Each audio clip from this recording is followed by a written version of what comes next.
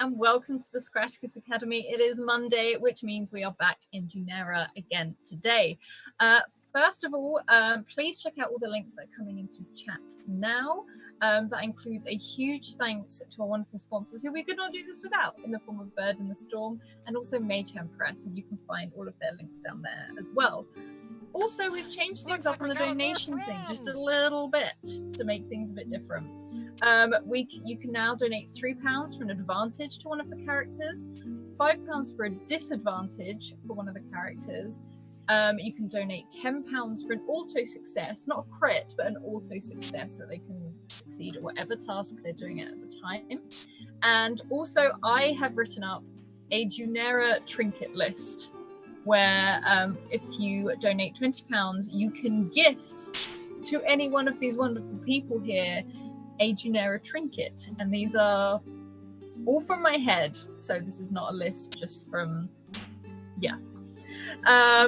Also, well, I've just been told that if a donation is, I've lost it now. Hang on, I've lost it. If anyone donates £50, everyone gets a trinket from the list. So Dunera trinkets are a thing now. Other than that, let's hop round and let's say hi. So we're going to start with Jagon's Gold. Oh, hi. Oh, hi. I am Jagon's Gold. You can call me Jay. And today I'm playing Paula Packer, our resident librarian and dancer. And today I'm sipping some water. Just, real refreshing. Let me just take one more sip. From a very fabulous mug. I see you saying there. Wow. That's some good water and made special courtesy of Scratticus Academy. You can find that merch in the Streamlabs merch link down below. Would recommend. Perfect, thank you. And then we're going to hop over and say hello to Tool School. Hey, how's everyone doing? Happy Pride Month to everyone. Happy to be here. Woo! My Pride shirt on. Happy to be here again playing Tolan. Wow, there's stuff and things and stuff, and it's going to be an interesting night as Tolan's already running on fumes and the world just got, Aliced. So here we go. Official saying. But yes, happy Pride Month, and also happy Women in Tabletop Gaming Month. I think this is the second year where actually it's a thing now, isn't it? Yeah. It is a thing. So awesome on both things. Share the love, basically. And then we're going to hop over and say hello to the lovely Crafting Muse. And congratulations on hitting 10,000. Thank you so much. Hi everyone, I'm V. I'm the Crafting Muse. I have a YouTube channel where I show you how to paint minis and make terrain and all that fun stuff. Tonight, very excited to play my lovely PC, Nadi, who is having some fun chatting up with a new friend at the night market with her companion, Prema.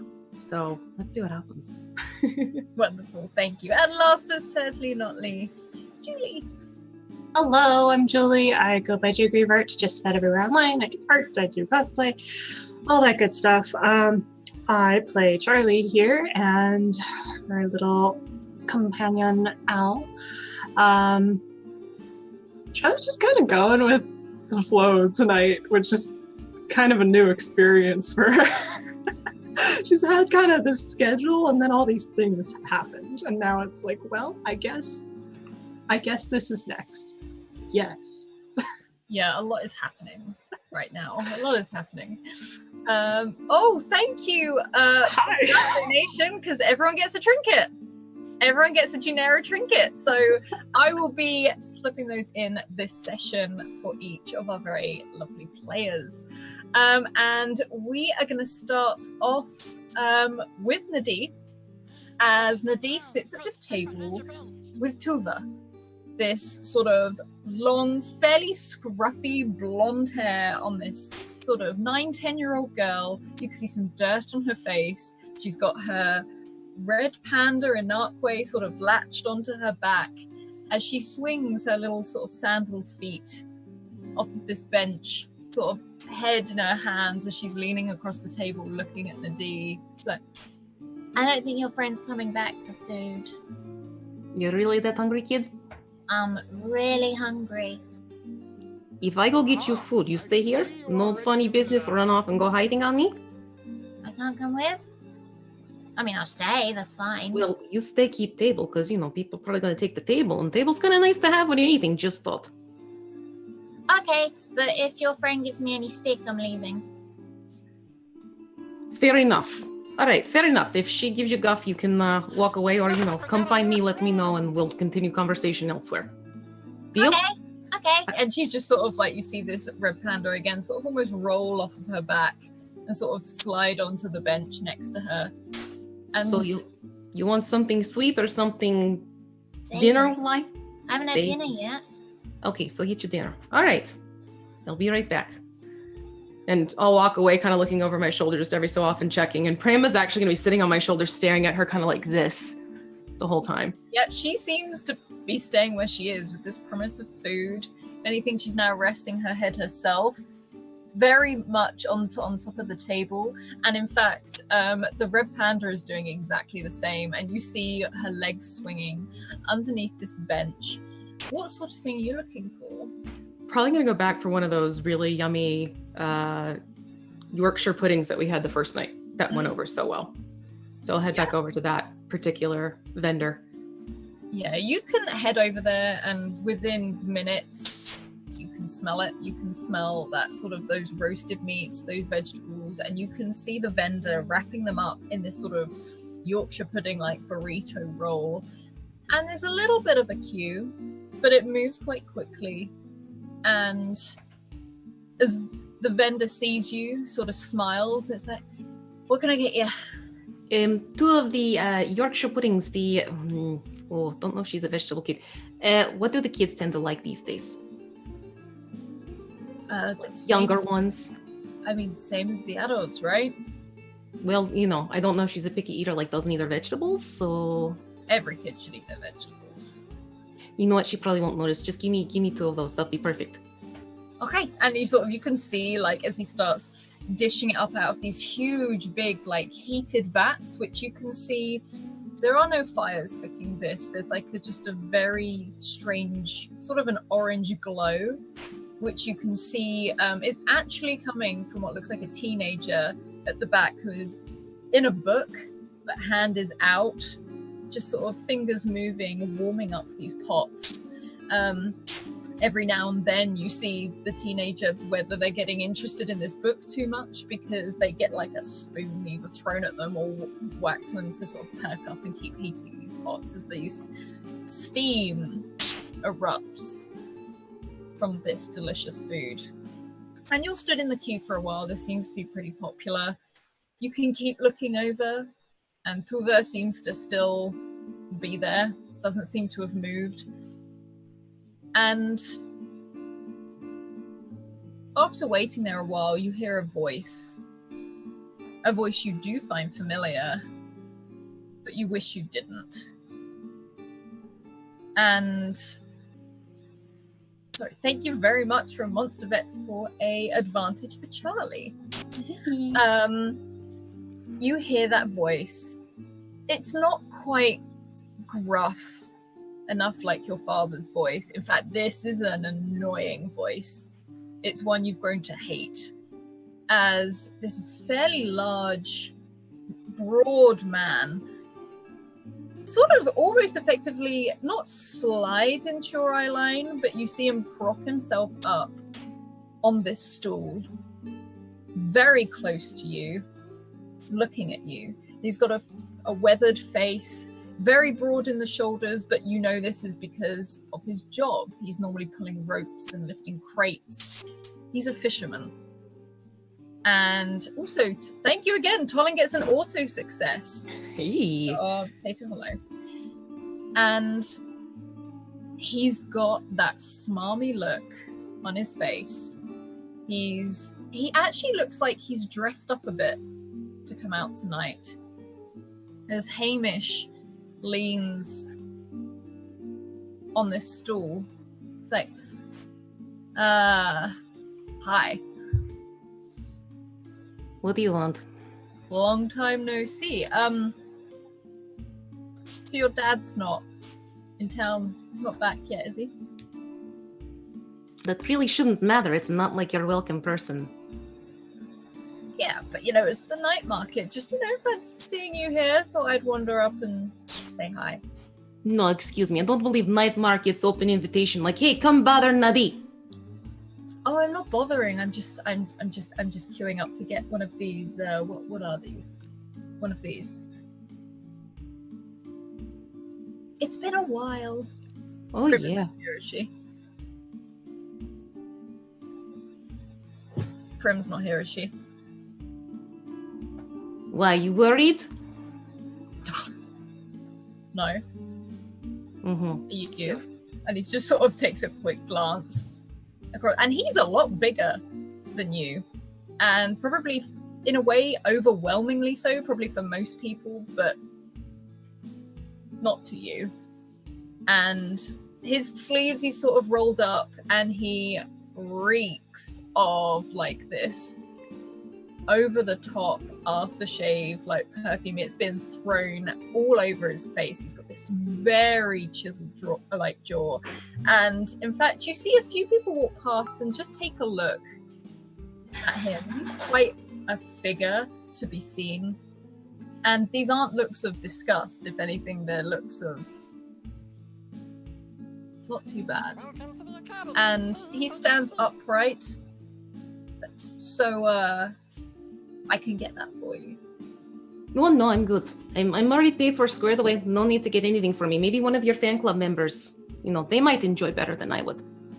Look, Nadine. Hamish. You know I'm not interested in them. Why not? They are far more in your league than I am. They're perfect for you. And he keeps that really fake smile on, but you see a twitch in his eyebrow. He's like, why don't we eat dinner together? I'll buy one too. Yeah, no, that's not happening. I already have companion for this evening. Thank you very much for your interest, but still no. Companion? Yes! Lovely. Fantastic conversationalist, very sweet, very considerate, likes to listen. Listening's important, Who are they? Oh, very new friend. Just met tonight. Lucky happenstance. They actually happen to know one of my other friends. Interesting. And he sort of pauses. And the man behind the store is like, what can I get you? And he's just like, waves him off a bit. So, this friend. Yes. What kind of a friend? Well, still very fresh, still very new, but I could see us getting close, yeah. We have a lot in common. Where are they? Why does it matter? You're not following me back. Look, the tea, like, we all know. And he sort of breaks a little bit. He's like, look, I'm a nice guy. I'm a great guy. Oh, yeah, great, fantastic, wonderful man. Thank you. He doesn't seem to get it. You are not fluent in sarcasm, right? And pauses. Look, why don't we just get something to eat? Maybe I can meet your friend. Maybe we can all sit together and have this chat that we all seem to be, or you seem to be very good at. You see, you're going to hear a word come out of my mouth that I've been saying a lot to you. And it's very simple, short word, no. You might not get another chance. I never took first chance because never wanted chance. You're perfectly welcome to go over to one of those pretty little smiley girls who think you are the kids. Meow. I'm good, thank you very much. Look, Nadie, I don't want one of those, okay? Look at them. And you can literally look over and there's a group just watching. He's like, ridiculous, okay? They're fine, but they're not you. And I had a word with your father and he said it was fine. Bullshit. In fact, he gave me his blessing. No, he didn't. And I know that for sure. And the one thing you need to remember, dear Hamish, is yes, you may want me, but I don't want you. I'm not a trinket or a bauble you can just take because you like it. Did I use too big words for you? Forgive me. I am not a little thing you can put in pocket and keep. Better? People don't say no to me. You're embarrassing me. No, you're embarrassing yourself. You're very good at that. And he sort of pauses, and you almost like can see the cogs whirring in his head as he's really trying to process what you're saying. But and he sort of starts he just stops forming words. He's like, if you want someone to fawn over you, say, Hamish, you're wonderful. Hamish, you're great. Hamish, I love you. Hamish, can't wait to see you. Right over there, the cute little redhead who's giggling right now with her friends. Betcha 2 thumbs up she'd go for you right now. And there's a frown. And you hear the man behind the store go, there you are, and holds out your order for you. Thank you so much. Very much appreciate your help. He's not with me. He's never with me. And this guy just sort of smiles at this huge guy, and he is big. He's just broad, and he's going very red, and he's still stumbling over his words. And he's just, I could give you so much. I could like literally give you everything. You realize that, right? No. What I realize is you can give me absolutely nothing of what I really want for my own life. You could learn. No. To like me. No. Oh, very much. No. Same word. Always will be same word for you, Hamish. No. As I said before, it's not happening. I don't want a life with you. Well, and he sort of, you notice he's more aware of looking around at what people are doing. And some of the people in the line themselves have stopped, and some of them have taken their order and they're just lingering, eating, watching how this is rolling out. He's like, fine, but you'll change your mind.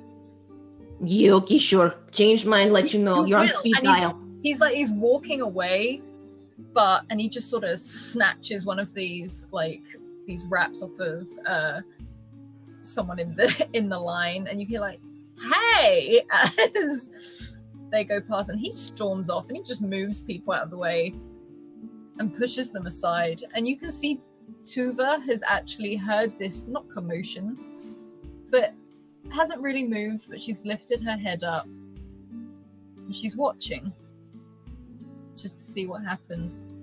Excuse me, sir, can you hear, make sure that person I've got it, don't worry. Let me pay for it, because look, it's the last night. It's fine.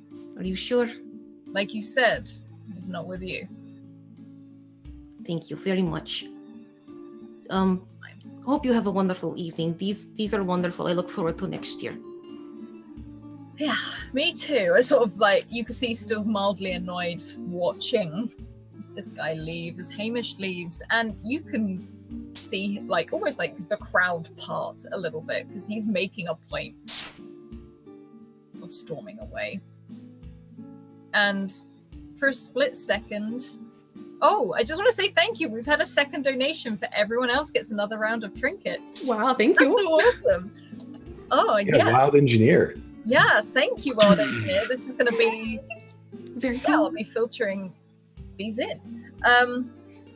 And you sort of look back at the table for a moment and you realize Tuva's gone, but you look down and she's there, by your side. Who was that? That was a lesson in life, little one. What's wrong with him? Where do I start? It's a very good question. Ever play with one of those kids where they have a shiny new toy they don't want to share with anyone else ever? Yeah, I know someone like that, actually. Yeah, he got stuck at that age. He got bigger, but the brain stopped working. And she sort of looks over to him as you see the last of him disappear. He seems pretty miserable. Yeah. I don't much care. If he's miserable, it's his own fault. He's not very good at taking in what others have to say. Oh, okay. And she just sort of holds her hand out at this sort of Yorkshire pudding wrap. Here you go. Here's yours. It's very good. Oh, wait, napkins. You're going to want napkins or your mother's not going to be too happy with you. So I'll grab a couple napkins off of the stand too. And she starts walking back over to the table and sits herself down. And you see her just start devouring this, like these napkins. She's gonna need them. She's covered in like this gravy and all this food. She's like, this is really, really good. Yeah, they're excellent. Like, and she's sort of like using her sleeve and just wiping all this gravy off of her face. Here, lean forward a little bit. You've got some right there. Okay. And she just sort of leans forward. Yeah. And something actually falls out of her sleeve as she reaches for one of the napkins. Oh, hold on. What you got here? And I'll pick it up right away. This Don't want is it to get greasy. your first trinket from chat. Ooh. And she's like, no, there's nothing. There's nothing at all. Yeah, right, because things up sleeves mean nothing. She glares at you and just takes another bite. And this is a very sort of small deck, but large, like so thin, but a large set of almost like tarot cards. Ooh. Okay. Each one has a different animal and plant on it, combined together. And from the colors, some of them are black and white, but the outline of the animals themselves are different colors. And you suspect they are Inakwe. It's really funny because I did not have that down. And this is a deck of cards, and as you sort of hold them, the animals themselves, if you pick one up individually, you can hold up one of what looks like a cat, and it's in a frozen position of it sort of leaning up and smelling this ivy, this plant that seems to be almost growing on the card, just sort of swirling round. And as you hold it up individually, the cat itself, you see its nose twitch. It looks towards you, and then it returns to the flower, and its nose twitches again. This is some pretty cool stuff here, Tova. I don't know where that came from. Well, of course not. Flew out of your memory right away, right?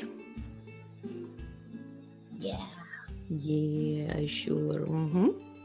They're pretty though, ain't they? Yeah, they're very, very pretty. I think I'm going to hang on to them. They're mine. Are they though? And she pauses and thinks. I don't know how they got there. Yeah. Something tells me a very special shirt on, tracks things and goes up sleeves conveniently. Whoa, look at that.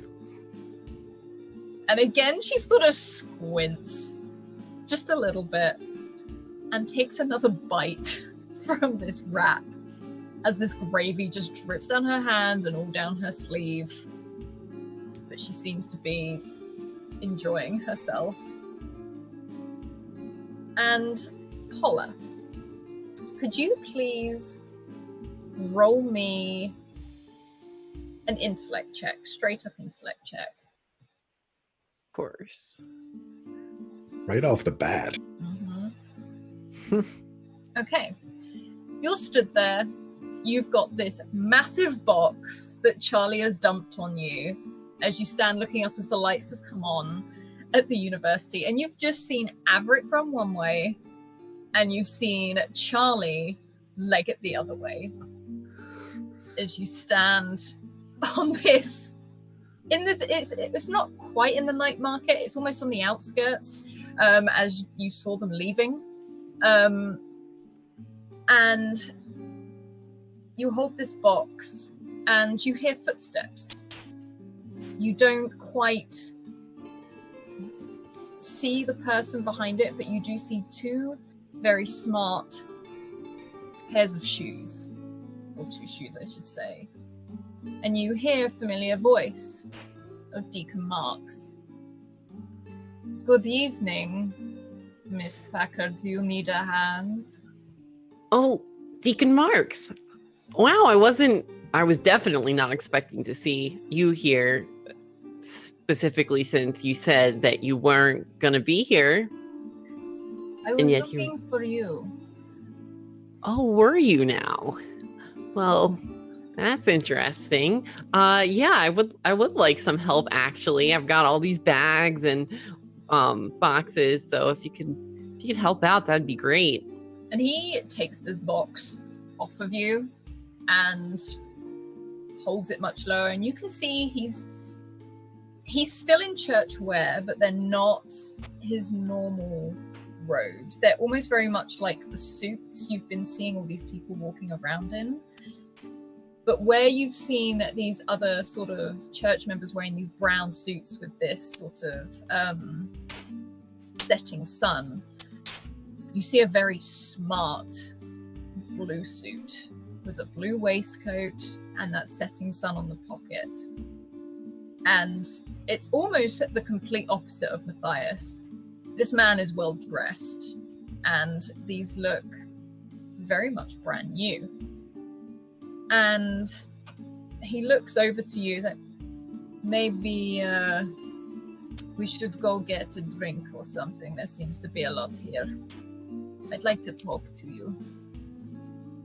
Yeah, I'd like to talk to you too, Mr. Deacon. I'm actually not that familiar with the night market. Would you happen to know a good place for drinks? And he sort of looks, and I hear they do good tea and coffee at one of the stands. Okay, let's get some tea and coffee. Are you sure you don't want something a little I don't drink. Okay. Please follow me. And he sort of walks with this box, and he finds one of these tables. You can't quite see Nadie and Tuva, but you know this is on one of the sets of tables that's just much further down. And he puts this crate of Charlie's down, and he stands very upright. And you can tell he holds himself very well, and he walks with confidence. And he's like, wait here, I'll go get some coffee, or do you prefer tea? I'm more of a coffee person. And it's almost like there's a weird quirk at the side of his lip, and he's like, then I shall get it for you. And he disappears and very quickly comes back with these two sort of hot mugs of coffee, which have these two like cinnamon sticks in it for like a stirring rather than a spoon. And he looks at it, this is good, so I bought you this. It looks really good. I love cinnamon. Good.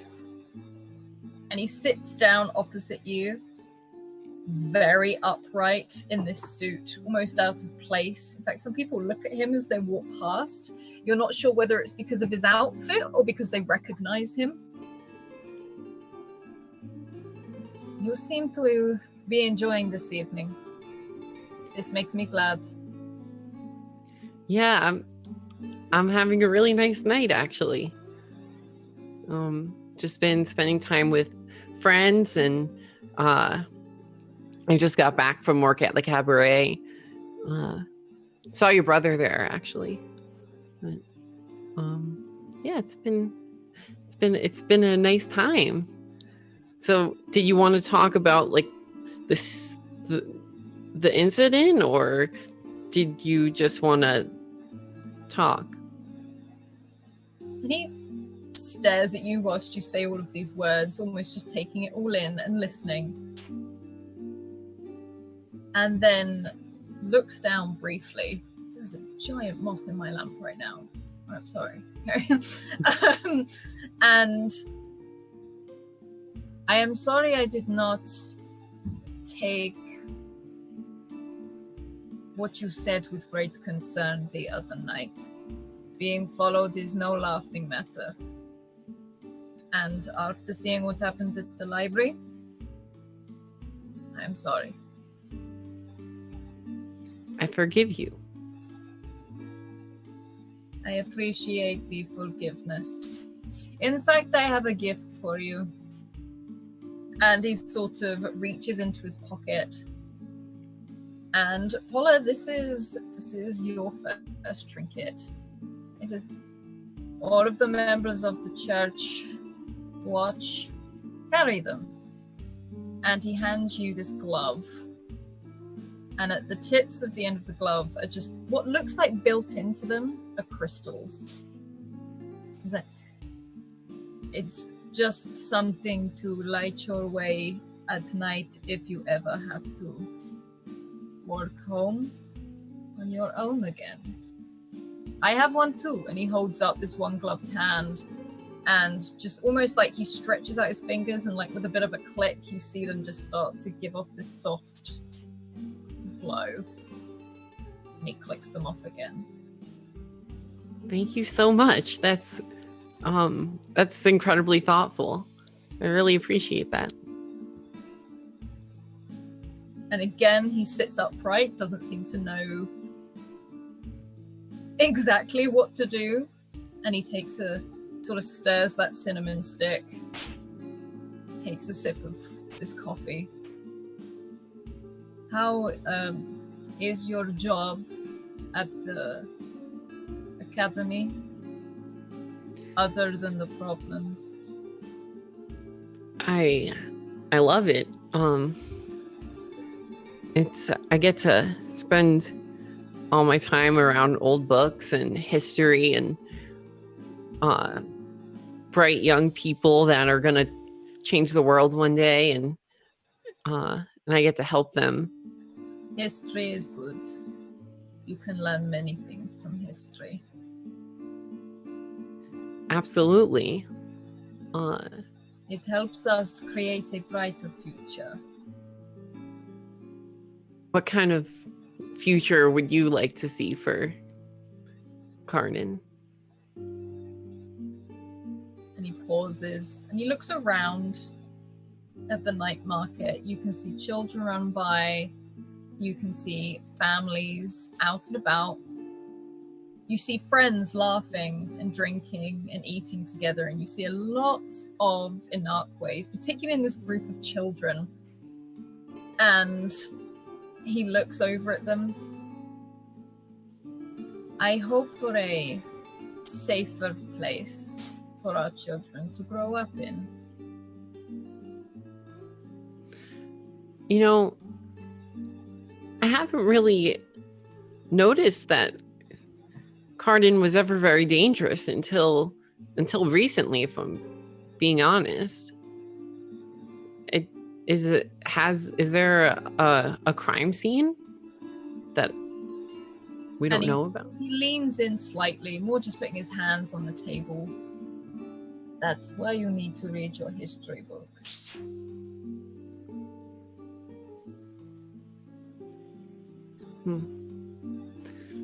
I mean, if you have any recommendations, you know, I have a running list and I have a lot of books to get through before I can probably get to it, but Not I can a book. throw it on. Oh.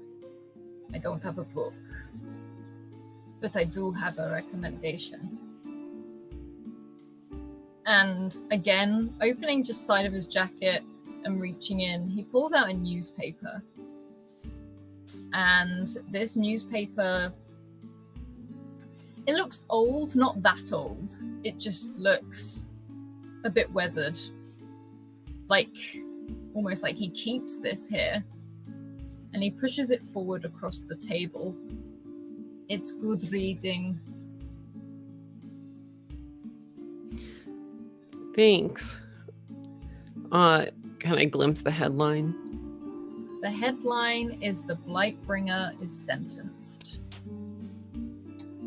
Now, if you don't mind, I am going to continue my walk. I've got a friend I need to catch up with. But you only just got here.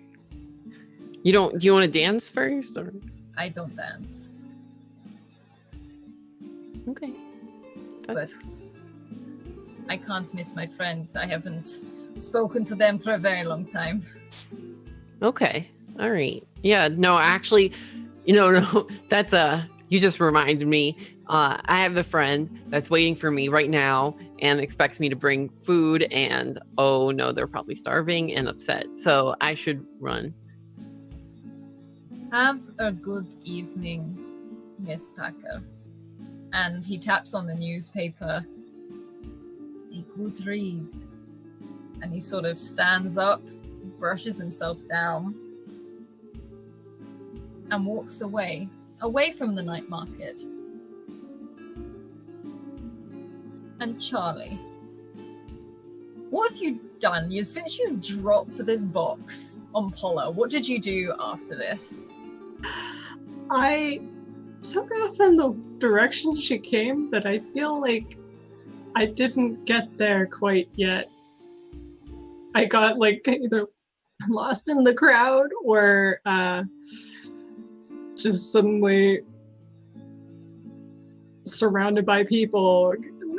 Not like super lost, but was like, wait, I don't actually know where I'm going. I'm gonna pretend I do. Okay, roll me an intellect check or a speed check, either one, whichever you prefer. Just a straight up one to see how much you see. Okay, Or if you I'll see. go with intellect. Okay. After a while, you sort of mismatched through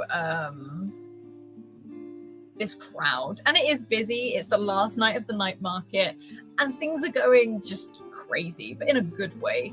And at the table, far in the distance, you can see what looks to be like Nadie and this small girl with the hood down. Before, you hadn't seen the hood, you'd only seen the hood up, but you definitely recognize that red panda, those red trousers, that red jacket, that red hood.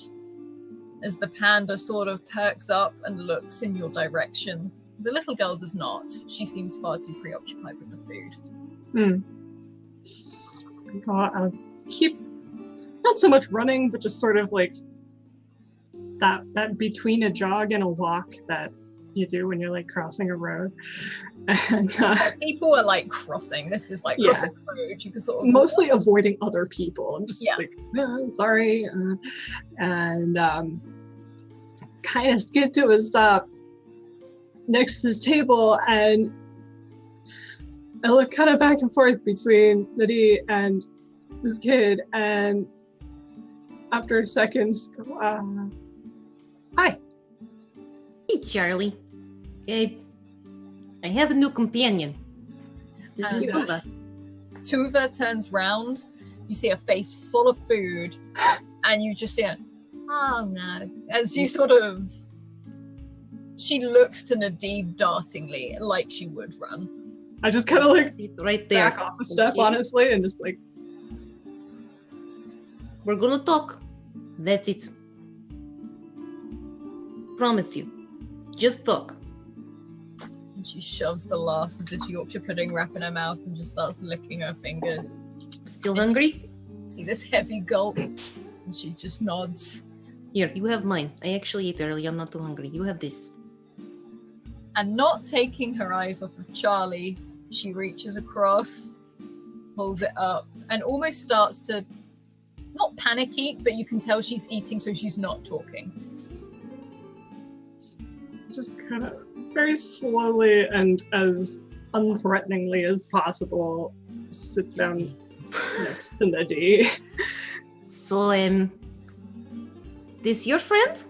from earlier with, the rooftops and the chase and all that fun stuff? Yeah. Yeah, okay. Well, hey, maybe we can get some answers to find out just maybe a little bit more as to what was happening with the, surprise in the closet. How you doing? Hi, let me get out of here through window. Yeah, I mean, my window is fixed now, thankfully, because I have a great landlord, but it's not in great shape. Yeah. Yeah, I'm sorry about that. I didn't take anything. No, I noticed that, which is what's weird to me. Why not take anything? Yeah, perhaps maybe explain to my friend Charlie here, that you've kind of been hired on by someone who, you do things for them and they teach you new things that you can do. And she pauses.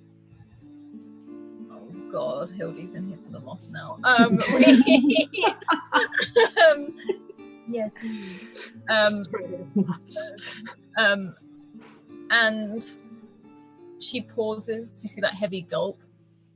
She's like,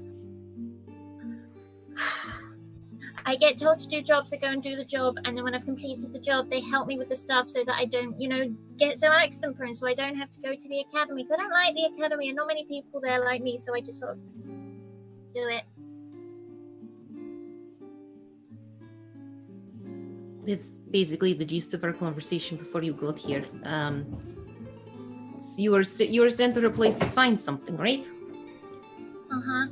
But you don't know what the thing was. It was more the you see it, you'll know it. I'll see it and I'll know it. And they wanted a...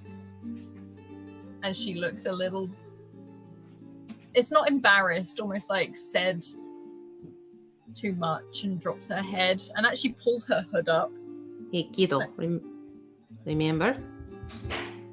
We're playing fair. We're having conversation. You said you wouldn't go in there. And I won't. But you're about to share something with us. So, maybe share with us rather than have us start to wonder, are you really holding to your end of the deal? And she reaches up her other sleeve and pulls out this piece of paper and lays it down. They wanted me to map out your apartment. Where it was. Above the flower shop. Whatever that is.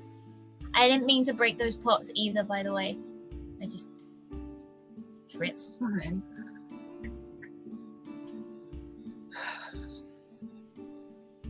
Do you have any idea who they are? She sits quietly. Look, I think if they meant to hurt me, they would have already done that and wouldn't have sent you. So I don't think... Are you saying I'm not tough? No. Your toughness not being called into question here. And Nadia's gonna look at Charlie like, No, you see this red panda, like sort of as if it sort of like puffs out a little bit at the side, and she sits there and crosses her arms. It's like, I don't know. Okay.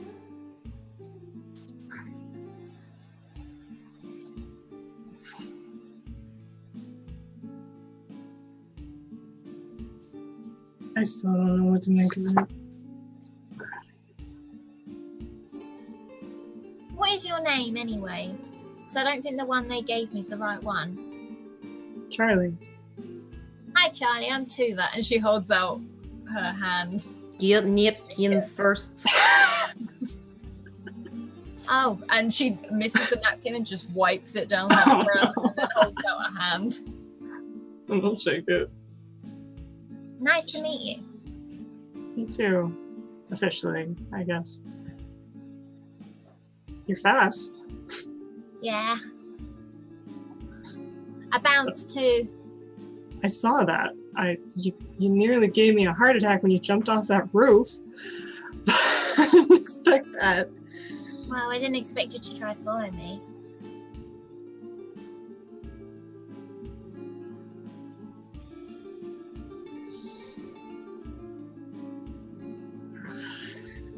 Okay, well,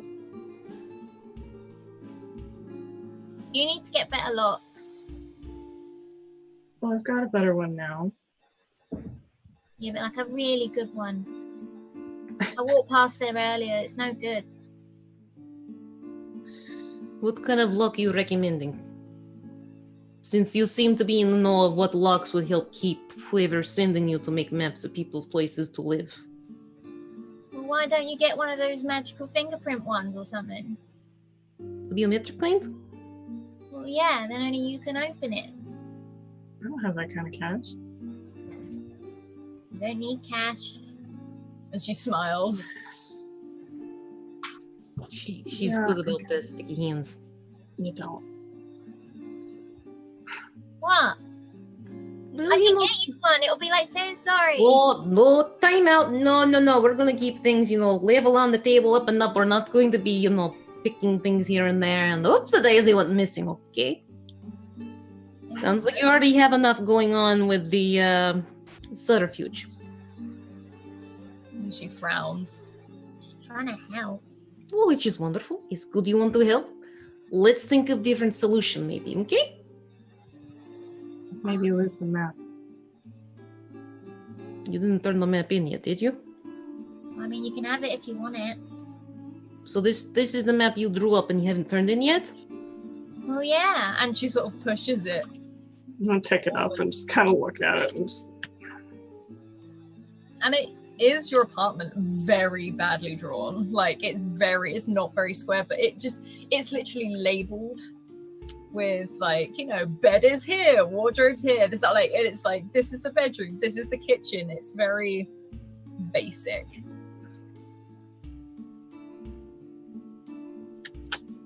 There you go. See, all yours now. Thanks, I guess. So what happens if you go back no map? Why just don't go back?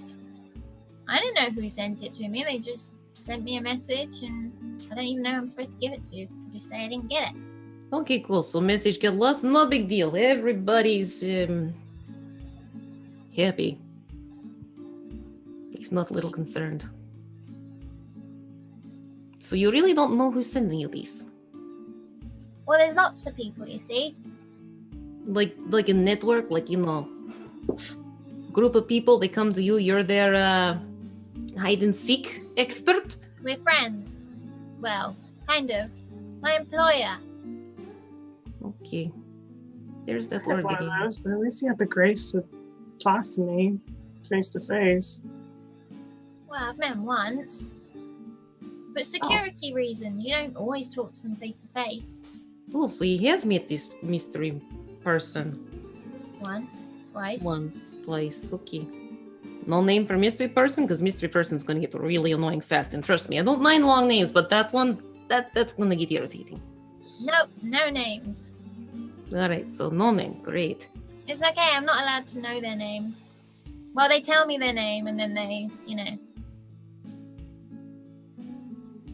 What, like they take, a nice clean cloth and wipe it clear out the clean. cobwebs? Only for my safety. Right, safety. Okay. Sure, Nani's gonna very concerned look. yeah, like they're both gonna look at each other like, Like, mm. And you said 3 years you've been working for No Name. Uh-huh. Yeah. Don't tell my mum, though. I kind of want to keep that still fine. She thinks I'm doing really well at school. Well, okay, yeah, I can't tell your mom because, I haven't exactly met your mom yet, although she might want to meet me after what I've given you and what you've done to your clothes, but that's a different story. So is there sort of like agreement for how long you work for No Name, or? When I need something. Okay. So you can stop whenever you want. I don't know. I never asked. Nani's gonna look at Charlie again. I mean, it's quite fun, really. No offense. And looks over at Charlie briefly, is it? None taken yet. Well, I gave you the map back. Yeah, Did? You thanks did. for that. Yeah. Anything else you want to ask her? I mean, you've got it right here. So, you've met this person, but do you remember meeting them? You said they. Uh-huh. I remember the person. Don't know their name.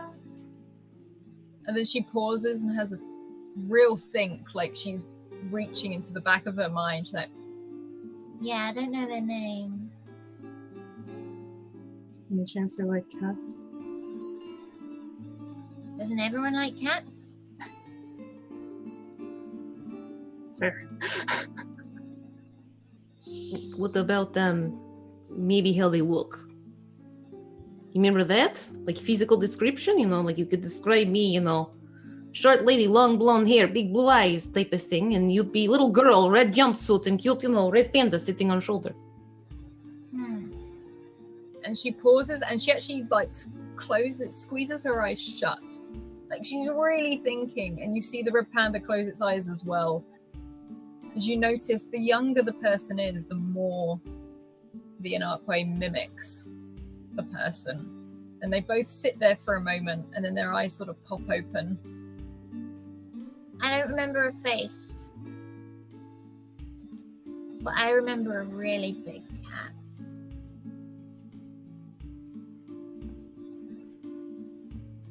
Quite cute, actually.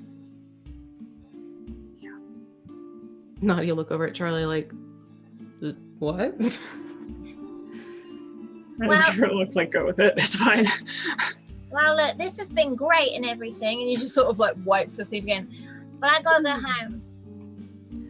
All right, listen, kiddo. First, please try to blot off what you can with the rest of these. They're clean napkins. You're supposed to use them to wipe your hands and keep your clothes from that. She starts taking them and just like patting herself down. You see this red panda try and do the same with one of the napkins in itself, even though it's not covered in anything. But listen, I very much meant it, Be happy to have friendship with you. Literally, just let's get together sometime, chat a little bit more. She's gonna look at Charlie. You can find me over at Miss Paula's dance studio. Are you there? Is that the grumpy one? The what one? The grumpy one. Paula's not grumpy. She's very exuberant, and she's also a librarian. Maybe matron library. She called me a buster. Okay. Well, yes. So maybe we're talking same person. Sometimes people have different ways of acting in different places, so you'll never know.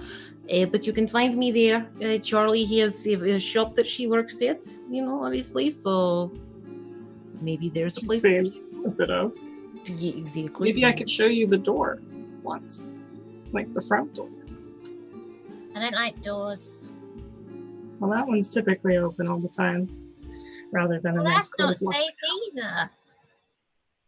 It's inviting. It's a shop. It's a hazard. Look, I gotta go. And she sort of swings her legs over the side.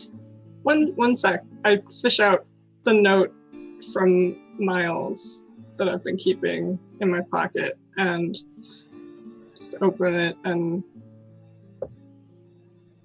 just slide it across to her and say, does it look familiar at all? And she sort of leans over and looks. No, but that's the name they gave me for you.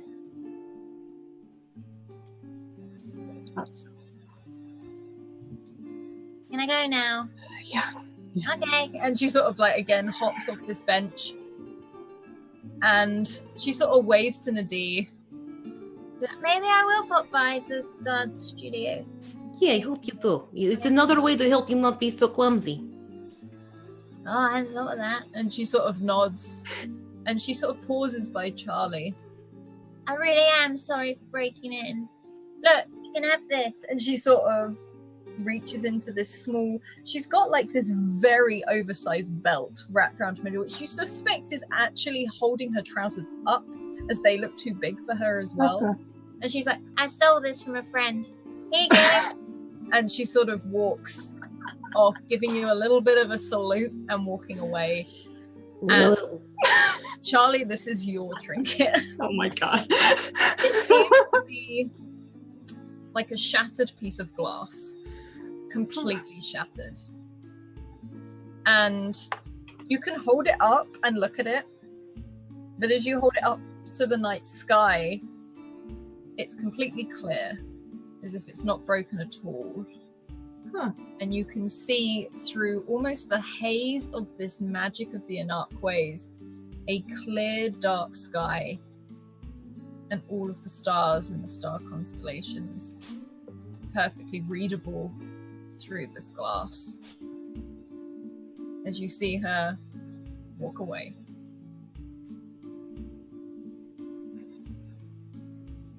I'm honestly admiring this. I'm just like, Maddie will probably kind of tuck under looking at you. yeah, no, look.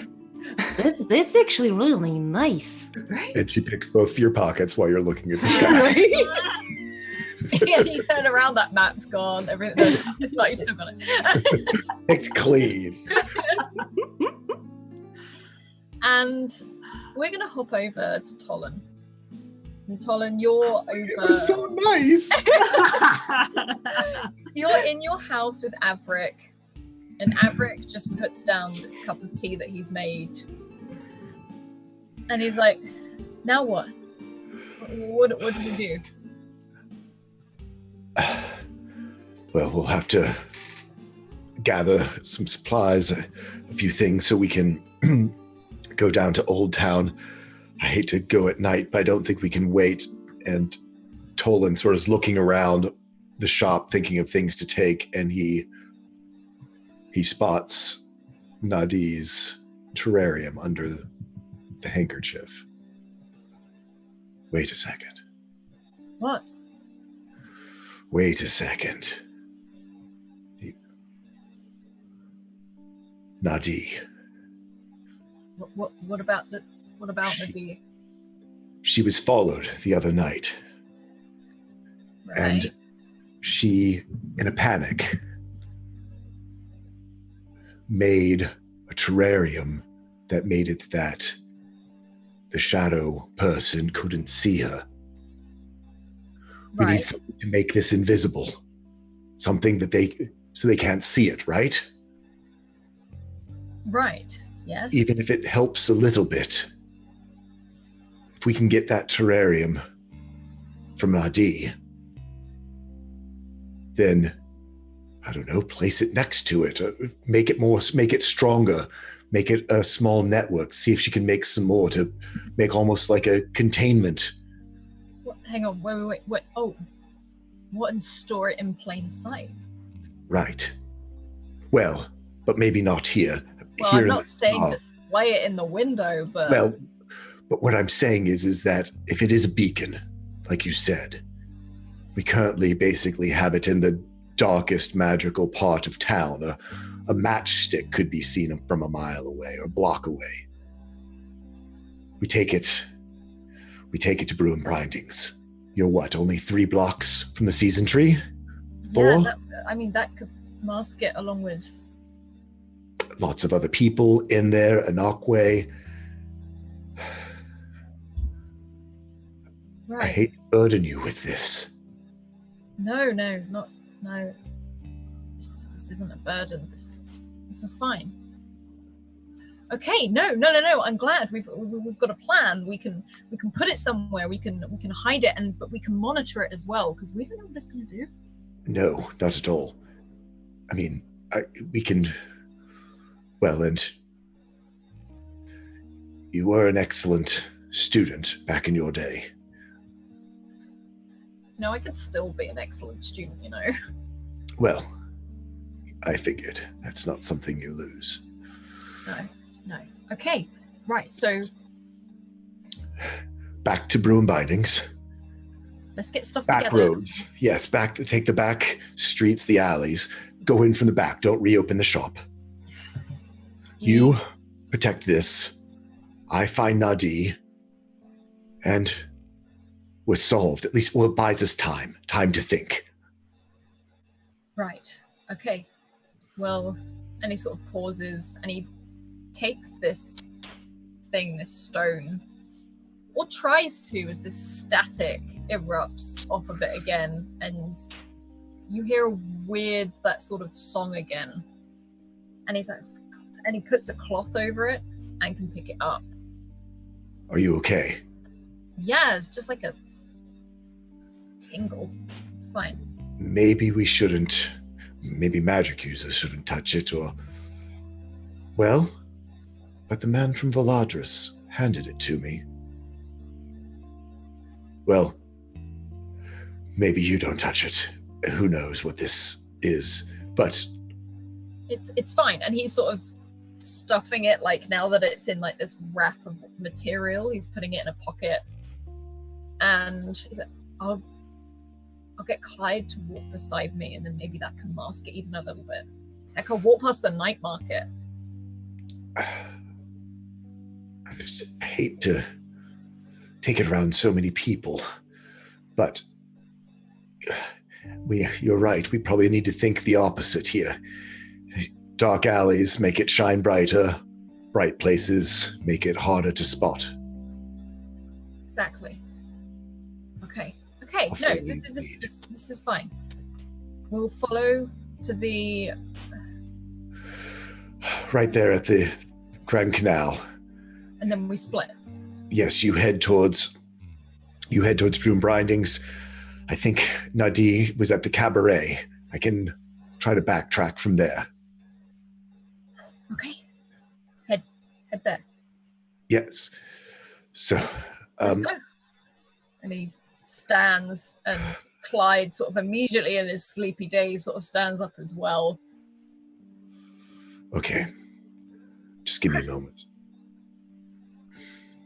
He sort of gathers his thoughts, goes through sort of his little ritual, checks his keys, goes back. You go ahead and start. I'll be right behind you. Okay. And you guys are weird. It's more of a nervous smile on his face. He's like, it's kind of like old times in a weird way, and walks out the door and waits outside for you. As soon as Avrick's out of sight, Tolan just leans heavy on the work table. He didn't want to see Avrick see him in as bad a spot as he was in.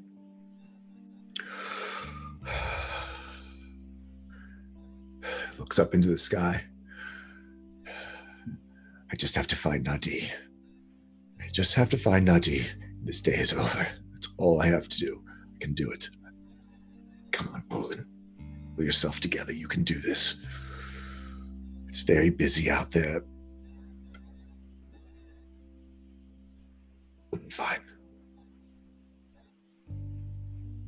And he rallies himself, tries to put on a face, opens the door and locks it and looks at Everett. Yes, just like old times. Let's go. Come on then. And it's a fast pace. It's not a run, so you don't attract any attention to yourself. Could you roll me a speed check, please?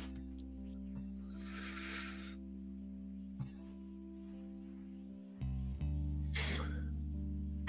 7. You are a little bit out of it.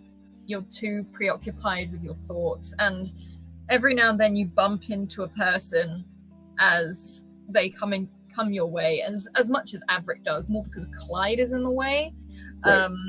And you can sort of maneuver, but no one really gives you a second glance. The person who does, you don't see. Okay. So I follow Avrick and we make to the Grand Canal. Okay.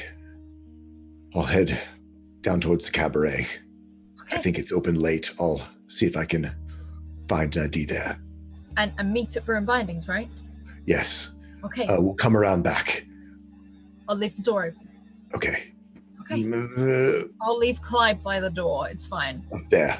It's fine. And he sort of, in a hurry, sort of looks at his watch and gestures to it. It's like, don't be long.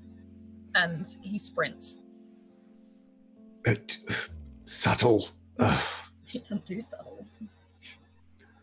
And then Tolan heads back sort of away from the night market a little bit towards the Cabaret. And you can walk down these streets and they're very alive. They're very lit up with these flowers. Most of the people in the streets, again, seem to be headed towards the night market. You're not exactly being followed, or some people aren't going in the same direction as you or anything like that. And you walk for a bit, and you turn down one of the side streets you know very, very well. It's a very narrow one. You've used it many a time when you've just not wanted to be seen. Right. And these seem to be like the back doors to places rather than anything else. And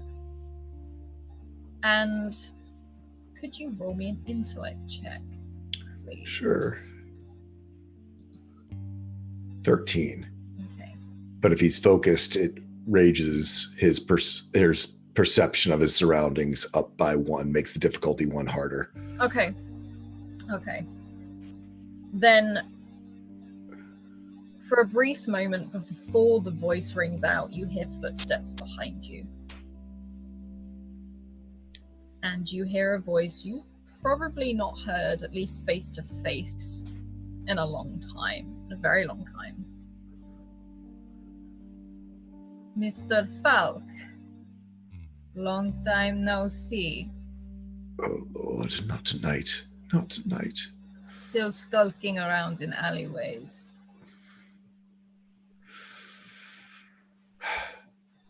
Tolan doesn't turn around. He just sort of over his shoulders. Deacon Marks. Yes.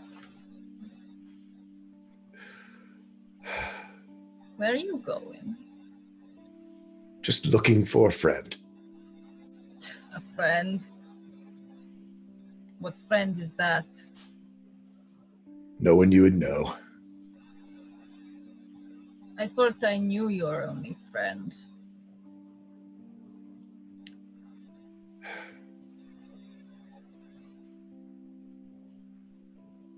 Haven't we done this long enough? And there's a pause as you hear those footsteps as he walks around to face you. And you can see this sharp suit, these very polished shoes actually. And now you can see almost like the mild resemblance to Matthias. If he smiled, you suspect he might look a bit like Matthias. But he wears it's not even a frown. His mouth is a straight line with a slight quirk at the side. A furrowed brow. You're getting out and about now.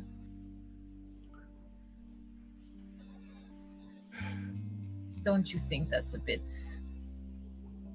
risky? Well, you've made it so, haven't you? For good reason. Perhaps. Not perhaps. I am correct. And he takes a step forward.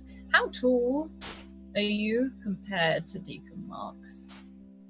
I think Deacon Marks is a little bit taller than Tolan. Tolan is about probably 5'10". I think Deacon Marks is a little bit taller. He takes a step forward, hands behind his back. Why are you out so much now? Is it because of that librarian, the one from the academy?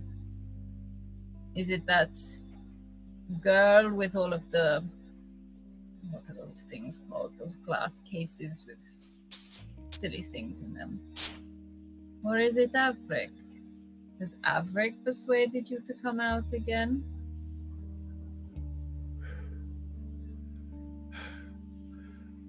Don't you feel guilt?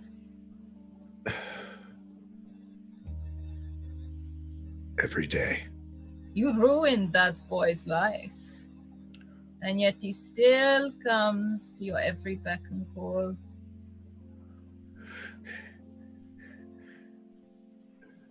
Tolan's breath is starting to catch.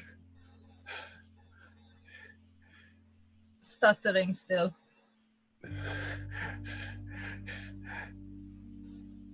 You're a murderer. No, you are.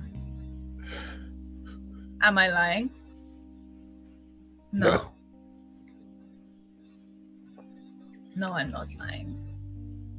You are a danger to Kanan. They said I could stay. Yes, they did. Because you should be an example of what not to be. You're only alive because the gods will it. You are the example of everything wrong with this world.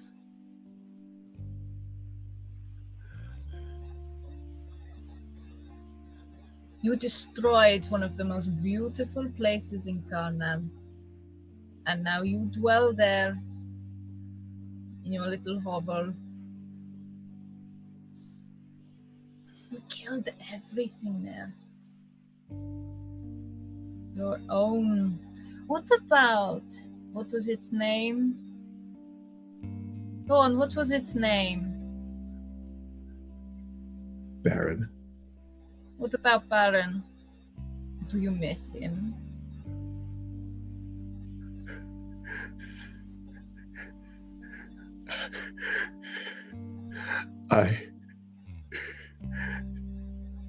You destroyed him because you wanted to push the boundaries. You wanted to push the power. You wanted to play God. And you killed your own Inakwe.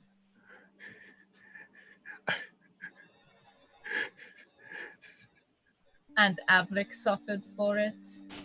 A bright young boy straight out of the academy. So much promise. We were even interested in him. But no, you got your claws in. You dragged him out into this world of ridiculousness. And then you almost killed him. And what, you think you can make the loss of his leg better by making him a new one? No.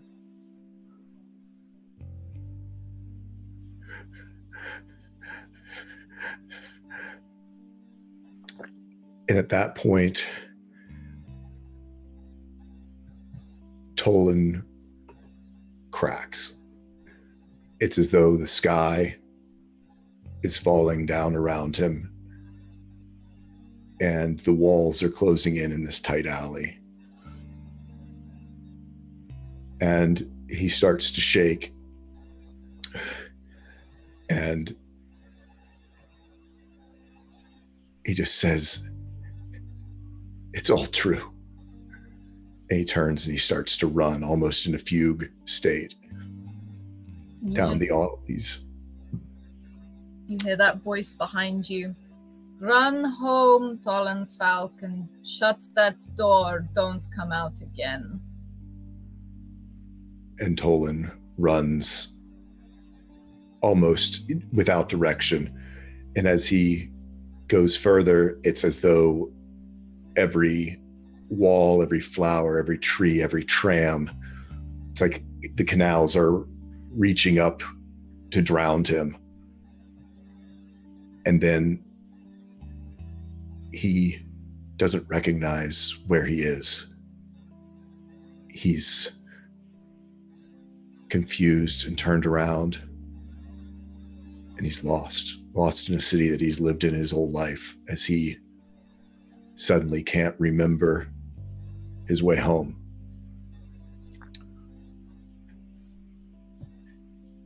And he stops running, and next to a dumpster in an alley, collapses and sits down and starts to cry and breathe heavily. And just starts saying over here, "I've lost something and I can't find it. I can't remember what I've lost. I'm lost. I've lost it all."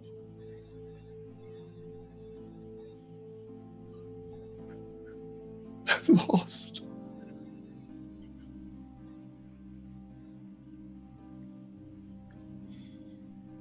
And we pan away to Paula.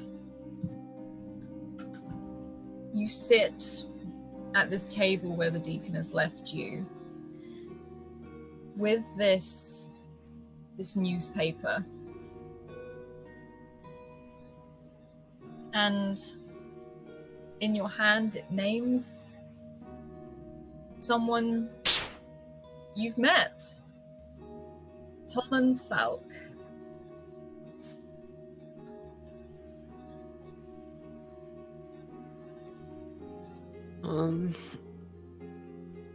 Paula is so confused about that last interaction with the deacon, and is before even going back to find Nadi, or when she sees Talon's name, she reads the article right there.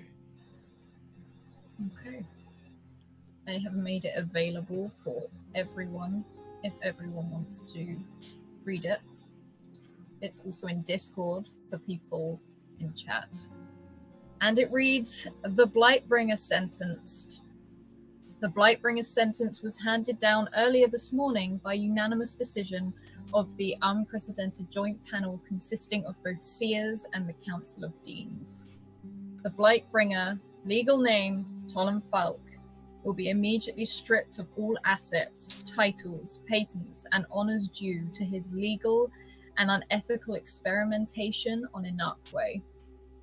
His nefarious activities were brought to light earlier this year when one of his experiments laid ruin to the historic Gardinia district over a harrowing 3 days of panic, unrest, and horrific destruction. As readers will recall, residents and business owners were forced to flee from their homes and livelihoods, children and Inakwe in arms, and to helplessly watch as their lives rotted away from the blight. This man-made catastrophe created hundreds of refugees from the Gardinia district. Still unassessed amounts of property damage. The death of the Blightbringer's own Inakwe Baron, the maiming of his assistant, Averick Caldwell, and what scholars estimate as the extinction of no less than 35 species of flowers and plants known only to have existed in the Gardinia district. It is still unknown if magic will ever return to the area, once known as one of the most beautiful spaces in Karnan, now referred to as the Scar. Through the efforts of Special Investigator Deacon Aldwin Marks, it was discovered that Mr. Caldwell, the assistant, was under the inappropriate and unethical influence of the Blightbringer's ability to mesmerize Inakwe, and thus the person they are bonded to as well. Mr. Caldwell was particularly susceptible, as he and the Blightbringer both had Inakwe that manifested as a Great Dane. After hearing evidence presented, and with the Blightbringer's own confession, Mr. Cadwell has been cleared of all wrongdoing. Furthermore, the panel has ruled that Mr. Cadwell's medical expenses, as well as reparations, will be paid to him out of the Blightbringer's assets. The small group of professors that pleaded on the Blightbringer's behalf early in the investigation was silenced earlier this month, as Special Investigator Marks unsealed the Blightbringer's medical records. The records revealed that since the accident, the Blightbringer had exhibited none of the normal conditions associated with an involuntary separation from one's Inakwe, and was a key piece of evidence used by the Special Investigator in proving the Blightbringer's willful experimentation on his own Inakwe. While exile would be fully justified in this case, the panel went against the Special Investigator's recommendation, and because of the Blightbringer's cooperation and confession, he is allowed to remain in Karnan.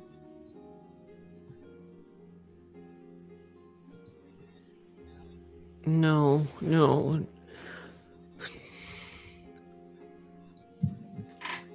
This can't... How could...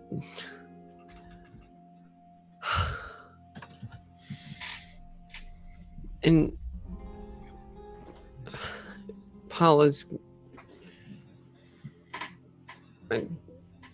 gonna look for Nadi Yeah. Roll a intellect check for me, please. Yeah, you can't see Nadir. You're almost in a panic. Are you entering back into the night market? If I can't see Nadir right away, then I'm not even gonna bother. I can't. This can't be real. How could? And Paula's just gonna go home. We're trying to with the light of by herself, but with the light of the glove. Click your fingers and those lights come up on your hands. You can start to head home. You see Deacon Marks walking towards you. He smiles and nods. I see you're putting it to good use. When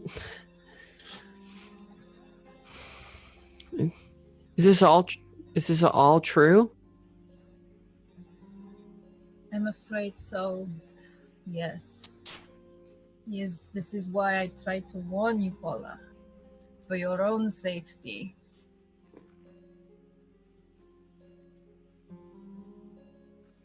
Thank you. I appreciate. I'm glad I know that I was hanging out with the terrorist. And he reaches out and just rests his hand on like the upper part of your arm. I just wanted you to be safe. That's all. You are a clever woman, Paula. You deserve to know who you associate with. Magic can be dangerous, even when it's gone. And he gives almost like a sad smile. Sort of pats you on the upper arm. Do you need walking home?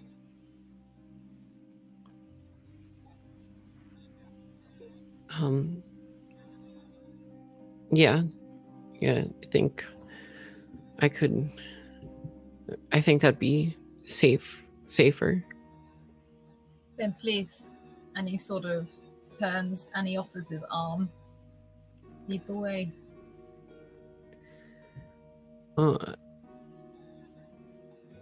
I'm not going to take his arm, but I'll lead the way. He puts his hands behind his back as the way you've seen him walk.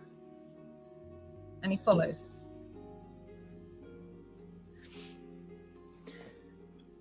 As we walk, I'm going to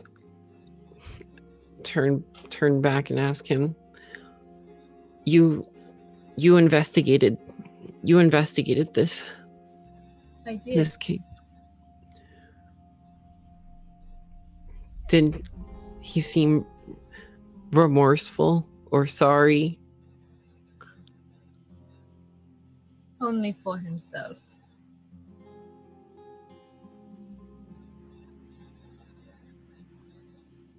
I'm sorry that you were associated with him. I will not let him tarnish you like that, Paula.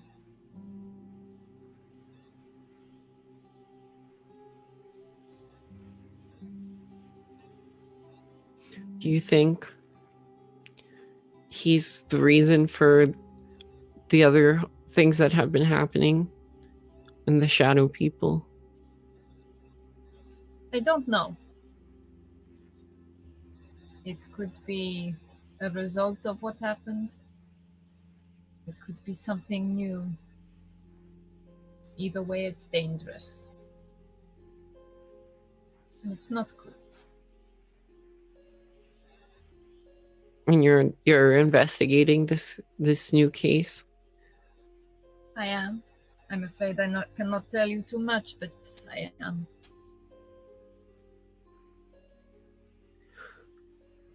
I trust that you'll get to the bottom of it. I will. And I will deal with everything fairly and with Kanan in mind. Hmm.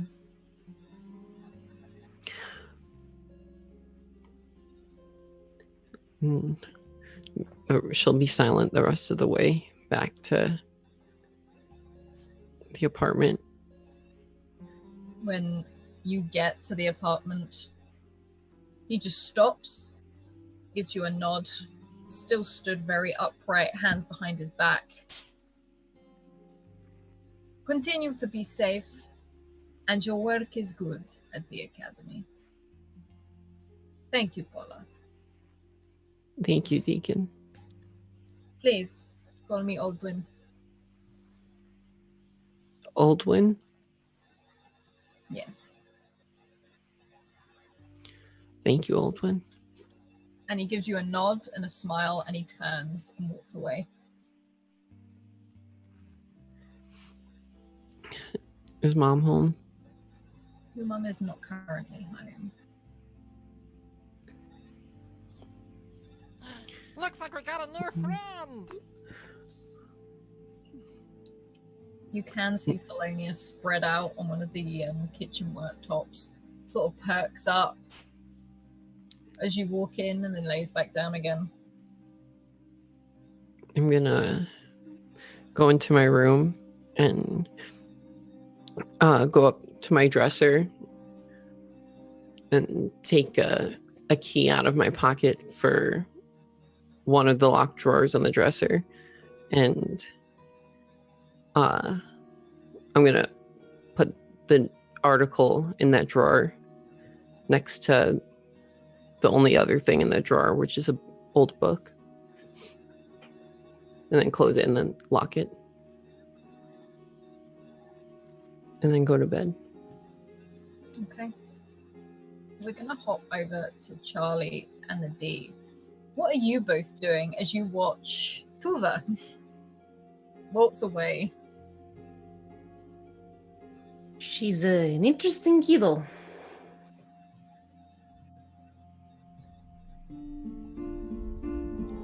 That's not a kid working on her old agency. That's a kid who's being used for what she can do.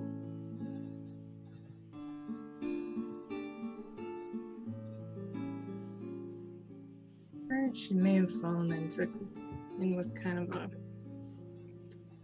not great crowd. Yeah.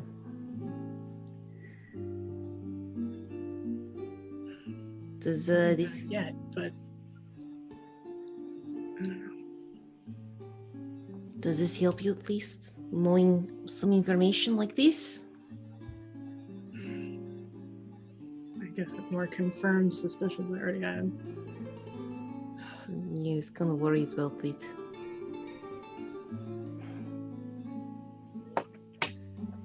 Just someone trying to mess with me. But it's getting invasive, I guess. You maybe want to stay with me while Papa's gone. Just an idea. Might help. But I also don't want them coming to look for you. They come looking for me. They're going to go into the shipping area where there's a bunch of burly men. All I have to do is scream, and all of a sudden, hey, it's a party. Well, not that kind of party. That sounds wrong. But you know what I mean. Like, there's a lot of people who want to protect Nadi. Maybe. I just don't want you to feel like you have to go back there knowing that someone's actively trying to figure out what your place looks like. Beyond just, like, you live there. Like, where your bed is. Yeah, it's a little much. I can't imagine what for, honestly. But like the only time that I would picture even using a map for something is if I was to plan out how to get in, but she already did that. Right. You don't have anything that will be of value to, like, you know, anyone that you have your suspicions about? I think the most valuable thing in my room is the terrarium you gave me. Well, that's a very sweet compliment, but it's not that expensive. But, still, thanks. The point stands. All right. I don't have anything worth taking. Look, I have no problem. Tell you what, you come stay with me for a little while. You can have my room up in the loft. I'll stay in Papa's room. In that way, you can come and go as you need, but you're not by yourself. I don't feel comfortable letting you kind of wander and then leaving me to wander, if you're okay. I appreciate it. Okay. I mean, not forcing you, but, open door invitation for you. Yeah. I have a couple places. Like I stayed with Aggie a few times. Oh, yeah. So maybe hopscotch around. Keep whoever's trying to find you guessing. It's a shame. She seems a really sweet kid.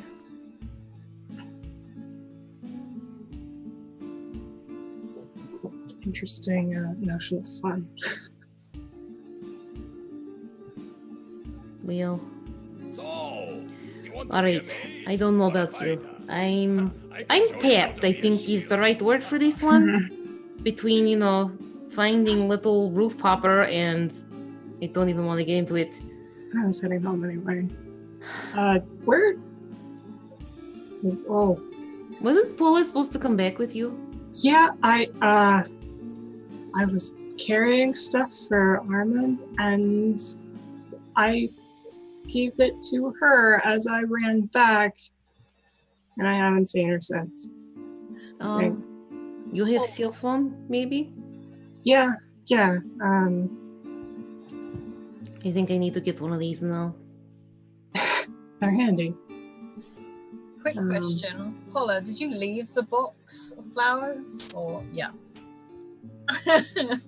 Yeah, Paula definitely, after reading the article in her dates, just left it at the table. Yeah, if you start to leave the night market, you will see it because it was along by the tables. Yeah. You will see a crate, effectively, of all of these flowers. Some people are sat there eating and drinking by it, but they're not by it.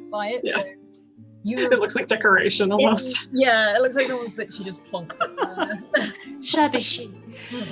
Oh, funny. Yeah. Okay. Well, I think as I'll plan to just call as I'm walking in that direction. Just I should really drop those off. Okay. If they're still there, maybe she took them back. I don't know, and I'll try and bring Paula. Does Paula answer? When Paula, she'll look at her phone. She's probably half asleep at this point, and she'll look at her phone, Welcome to the and academy. Please take your when she sees that it's Charlie, she'll answer it and say, "I'm safe. I'm tired," and then just hang up. I think that's the fewest words she's ever spoken to me. But she's safe. She must be home. Okay, well, it's up to you. Do you want to come back with me tonight, or do you want to go to Iggy's house?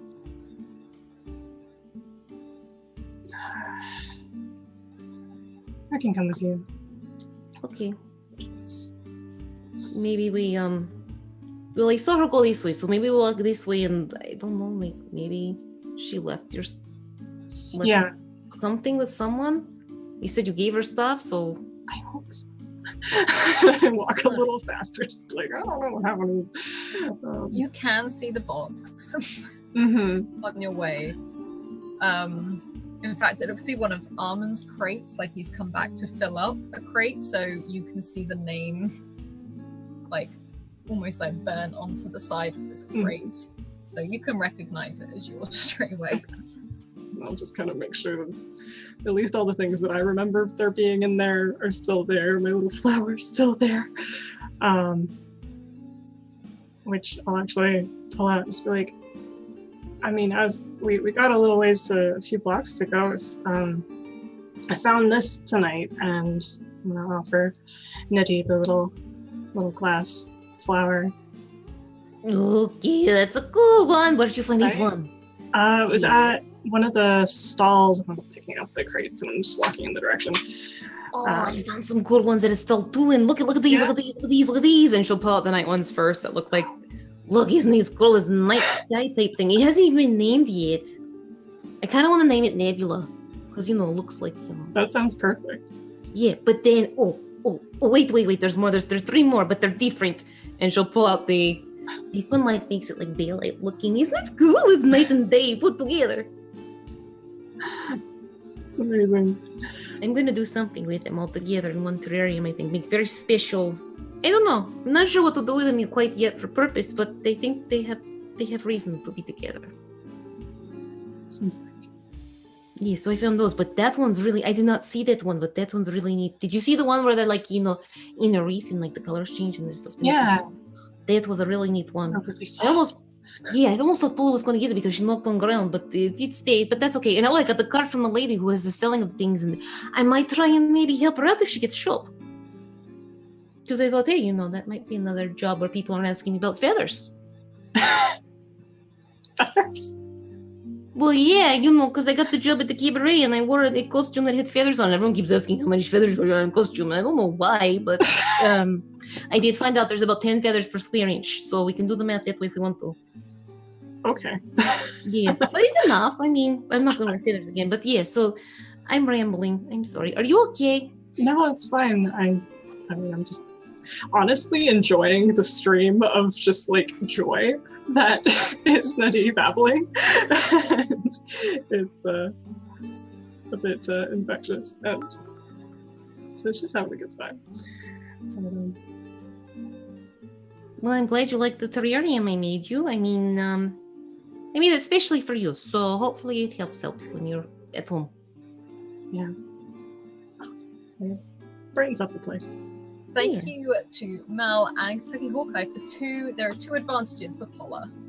Yay! And Thank as you. you both walk down the street, you can hear the music from the night market slowly calming down. And you can head back to Nadi's. And Nadi, you can see a parcel on the front step. You see that often it's normally when Prim has made something and has left it there for your breakfast, or whether it's lunch, tea, or whatever. She, as much as she thinks you're capable, she has that sort of worry that because you're out all the time, you're not eating properly. So there's like this parcel and a note on the top that just says, "For you and your," and in quotes, "friend from the other day." Don't pick up the package and kind of like show it to Charlie. You have an Aggie, I have a Prim. Oh. Yeah, Sounds she's lucky. like, well, she just wants to make sure I'm okay and everything's all right. I am going to talk to her tomorrow about something, but neither here nor there, no need to worry. You come inside, we'll make sure, you get comfortable, and, we'll keep these in a safe spot until you get back to the shop tomorrow, and I hope Paula's okay. Yeah. Yeah. All right. And I'll work on unlocking the doors. And surprisingly, for a quiet little, almost like fishing village, there's a good number of locks on the door. So she'll click through and open up. Papa's very protective. Gotta make sure everything's safe inside. He Tifa worries. might actually be impressed about that. Yeah, I don't know if it's good enough though. It doesn't have like the whole, put your fingerprint on and it's only for you. Quite frankly, I don't think Papa would be able to get in half the time because of all the stuff he comes home with on his hands. All right, so here we go, everybody in, and open the door, and it's just the cozy little home with the kitchen and everything all set up. Give me just a couple minutes. I can get everything set up for you, and it's up to you if you want to. I don't know. You want to talk a little bit more about what Tova had to share, or if you want to go to bed. I totally understand. Not pushing or anything like that, but hey, I'm a good listener. Surprisingly, even though I talk a lot. No, I got that vibe. I mean, no rush. It's still kind of early for me, so. Okay, did you eat anything yet or no? No. Okay, we're opening package then because chances are it's food. Thank you. Okay. I can help cook. Okay, we can That's cook perfect. something together too if you want to. I mean, there's food in the refrigerator. I have some nice fruits and vegetables that have come from the greenhouse if you want to do that instead. Whatever's I make a easiest. pretty mean stir fry. That kind of sounds amazing. Okay, I make a stir fry then. That'd be perfect. If you want to go look in the greenhouse, there should be a zucchini ready to go. That would be a nice thing to add into it. I didn't want to pick it this morning because it wasn't quite there yet, you know. But I'll get the rest going if you want to do that. Just, you know, my home is your home. Make yourself comfortable. Thanks. And Nadine, you open up this package, and this looks to be a lot of fruit and vegetables from Prim's garden. And there's loads in there, but there's also that loaf of bread, that homemade jam, and it seems to be like, it's also just a big sort of, looks to be a box of eggs, the standard breakfast and extras, and also a very small, almost square package, wrapped up in brown paper with another note on it that says, saw this at the night market and thought of you, and this is your second trinket. No, she rips up like a kid at Christmas. Yeah, it's this tiny little box that you can open up, and first of all, it reminds you of someone, and it reminds you of Al, Charlie's little Inukwe, as you see this mechanical seahorse, and as you take the lid off the box, straight away its eyes glow blue. In between each rivet of the metal, that sort of shines a blue as well, and it jumps upright. It's like it sits upright, and it just starts to blow bubbles out of the end of its nose. Oh, I'm loving it. I'm just like, this is good, and he's got the bubbles too. Okay. Oh, she knows me far too well, and it's gonna go up on the mantelpiece right next to the kitchen sink. And I'll take the different vegetables and I'll look and see if there's anything else that we could to add into it, and you know, pull out the couple things that look ready to go, and set the eggs to one side and just start chopping things and getting them ready and get the rice cooking and all of that goodness to get our stir fry going. And take one of the eggs so I can make it a fried egg stir fry. And you can start sort of buzzing away at that, and Charlie, you can hear the clank of pans and almost like a little squeal of excitement. You're not sure why, coming from Nadine, as you walk into this huge greenhouse. And Nadine, would you like to describe the greenhouse? Sure. It's actually been cobbled together from different shaped windows that her father sort of collected from Journey. So it has like this look of like you can almost look at different places and see different influences of different countries. So it's like, it's red windows, it's purples, it's whites, it's greens. And on the side, there are all these tables that are about hip level of seedlings of different sizes and everything. And then in the center, there are these raised garden beds. And you can see that Nadi has very clearly labeled, there's the vegetable garden, there's sort of like a little herb garden as well. And then there are her succulent gardens on the other side. And it's very neat rows, but everything is very lush and very green, and it has a more humid environment, and you just get this lovely smell of earth and some of the flowers. In the back, she has her taller fruit trees that are kind of pushed against the very edge so they get the most sunlight during the day. And there's a little pear tree, and there's a lemon tree, and a little lime tree that all sit next to each other, and she's actually got the pots color coordinated. So it's like a red pear tree, it's a lemon yellow pot to go with the lemons, and it's a lime green pot to go with the limes. So it's just this very, you know, you can tell this is where she probably spends most of her time too, because there's even like a couple pairs of shoes, there's a couple pairs of gloves sort of scattered everywhere, and there's a couple of watering cans, one that's like right near one bed, another that's been left by the other bed, and right now it's probably misting a little bit to make sure everything's getting watered, but it's just a very quiet, and it probably has like a little bit of a translucent glow to it too, because of the flowers that she started gathering that have that glow to them, and she's just kind of let them grow up along the edges into whatever cracks and openings have been left in the window panes as well. And you can walk in there and you are met with this sight.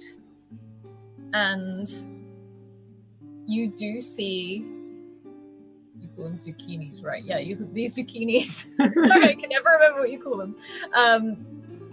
You see this plant with these zucchinis, and also what looks like to be a wicker chair that looks like it's been redone so many times and it looks very old. And this basket on the side, which looks to be whether it's collecting the produce from the day, but you can see the zucchinis on the side. As I walk in there, it's very, very akin to coming home. And she just has this flush of just like peace. Even though it is someone else's like place, it still is very welcoming. I think just because there are plants. She just takes a deep breath to kind of recenter herself after being out again. And grabs like 2 medium-ish size zucchinis, and I just went through like, how many do I put in a stir fry? And I'll bring them right back. And I kind of pause and give the sign that she had on the door, the like, do not disturb except for extreme emergencies. Okay. I follow. And,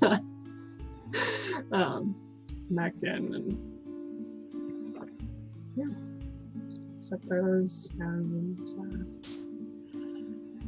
actually pulls off the jacket and just kind of sets it on chair back or something, and she still has sort of long sleeves underneath, but she comes back over, asks, anything else I can help with? Can I peel things, cut things? Yeah, if you know how to use knife and cutting board, you can even start chopping them up. There's no need to wash it. Don't use like the pesticide stuff. It's not good for anyone. Sure. So, yeah. Oh, look at Prim sent me something. Wanna see? Yeah. It's cool. And she'll activate the seal. Look at it blows the bubbles. Oh my gosh. Like Al just like peeks out and yeah, it's you. Isn't it fun? That's great. Yeah, I think I might keep right here so when I wash the dishes it has something fun to keep me entertained. Yeah. Hey, do you like eggs in your stir fry? I like eggs anytime, anyway. Okay, perfect. So I'll do that, and then we have the zucchini. Looks like a Prim sent a nice little eggplant too, so I'll put that in there. You okay with the onion stuff and garlic? Because you know, in case you don't want to. Okay, good. You know, not sure with customers and stuff. You have to worry about that. So what do you think of the greenhouse? Oh my god, it's beautiful. Thank you. It's my favorite recipe. It's even if I didn't know you, I would know that place is a very happy place. Oh, it's good. That makes me happy to hear you liked being in there. While you're here, you're welcome to go in whenever you want, just to kind of have some time, if you want it. I might just. Okay. That'll be good. So, all right, you do chopping of that, I'll do the chopping of this, and the rice is almost done, and we should be ready to eat in a little bit.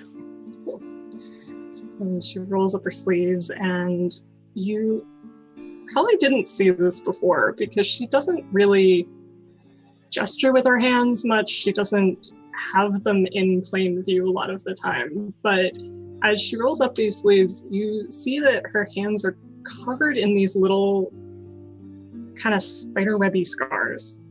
That on her left hand isn't so bad, but on her right, it's a little more pronounced. And there's one that is a pretty significant like ropey line that starts in like the center of her palm and goes like up her arm and disappears under that sleeve. And it looks like lightning scars if you've ever seen those. But it doesn't seem to like pain her at all. And she doesn't really notice as she like rolls up the sleeves and washes her own hands and but there's, you know, she doesn't really use her, I swapped the hands actually. It's her left hand that has the scar on it, but she doesn't use it for a ton of things. Like it is almost unsteady. There's just like a little bit of a tremor to it, but it's enough to like hold a vegetable while she cuts with the other hand, but she wouldn't use that with the knife. And it's just routine for her by now. Okay, we're gonna Chopping veggies. back over to Tolan. Tolan, where are you? Tolan, at this point,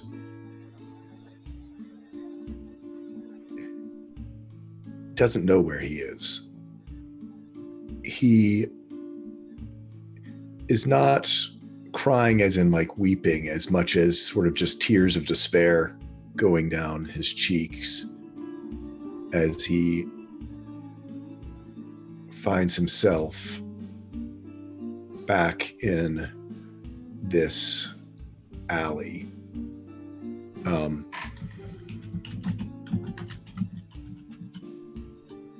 And he sort of takes stock of his surroundings, and he's in a trash alley, sort of leaning against this dumpster, sort of in the runoff from water, or probably not sewage as much as just rainwater, dirty rainwater, sort of back alley type things. And he kind of finally looks up and comes to himself.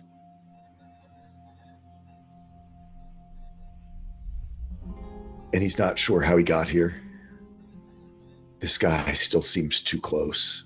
The wall's too close. It's like the world is closing in on him, and he's sitting down sort of in this, his coat has now gotten damp all the way through. And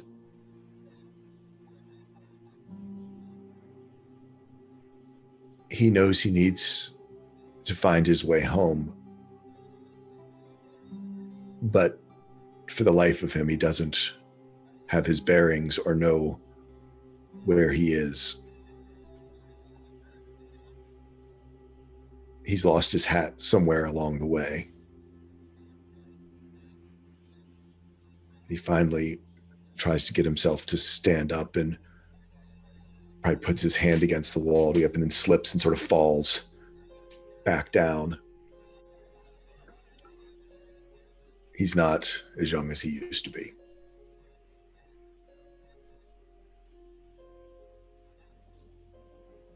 Could you roll me an intellect check, please? Sure.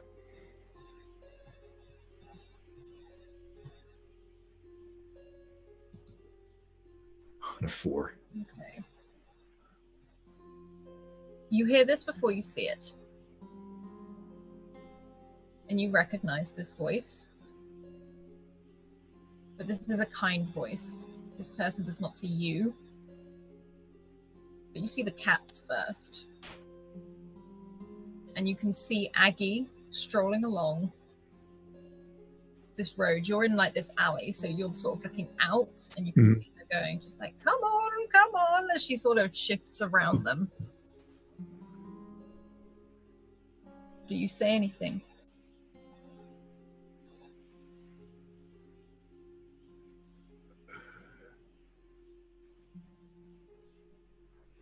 I'm gonna roll for it. Mm-hmm.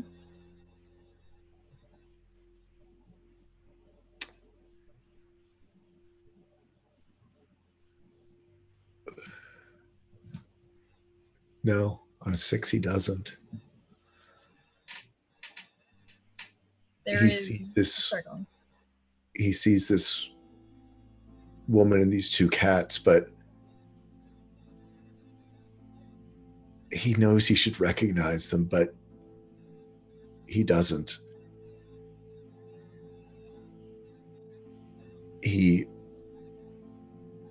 At the state he's in, he can't bring his thoughts together to call out for help even. And he struggles again, trying to sort of get himself back on his feet. I think the alley is kind of sloped a little bit, so it will drain down the center. And it's slick.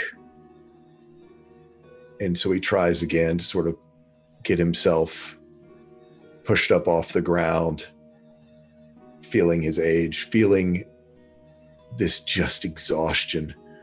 He was out of spoons before he even left the house. And after the encounter with Deacon Marks, pretty much all that's resonating in his head is go home and never come back out again. I also left my decision up to the dice. And you sit there for a moment, you watch Aggie pass, and then you hear a purring as Jemima sort of bumps her head against your knee, just knowing it's you, just rubbing herself up against your leg, as she sort of looks up at you. And you hear this old woman's voice. Jemima, where are you? Like, as there's this almost shrill voice ring out, and you see Jeremy, this other bit more rotund cat, round the corner, dart up towards you again, almost like it looks like Jeremy feels like he's missing out on affection, if anything. And you see Aggie round the corner, shopping bag in her hand, and she just looks at you. I think she probably sees Tolan. He was looking down at these cats who he couldn't place. And so she just sort of seeing the top of this figure, and this shadowy figure in a long trench coat, and he looks up and would see sort of his roomy eyes, his hair even more disheveled than normal, probably some dirt on his face from where he's leaned against the wall, coat ripped, perhaps even when he slipped, maybe a small cut or something on his leg. And he looks up.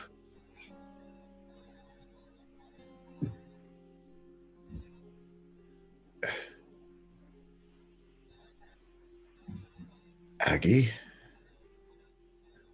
And as you say that, her shopping bag drops, and you definitely hear something break. But she walks over to you, and it's not far for her to kneel down. She's very small. But she immediately sort of pushes your hair out of your face and holds it there. Oh, sweetie, what happened? Don't look at me. Get up. We've done this before, get up. I'm not sure if I can do this again, Aggie. She pauses, and then she reaches out with her other hand, with her foot pushing these cats out of the way. You're going to do it again. Now get up. They'll never forgive me. I'll never forgive myself.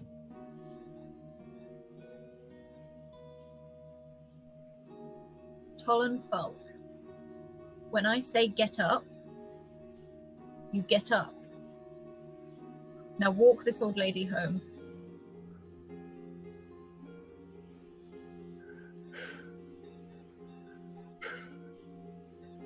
Come on.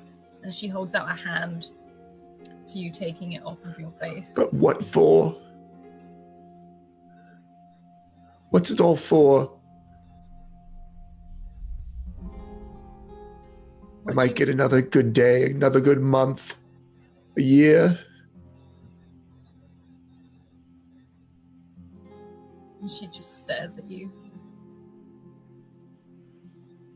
The good days are worth it.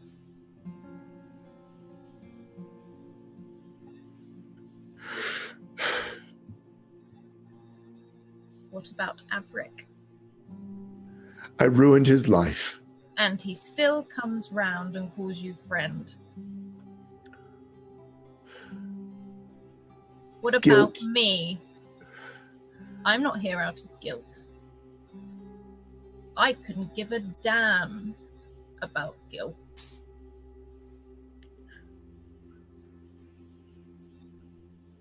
I don't know. Why do you come around, Aggie?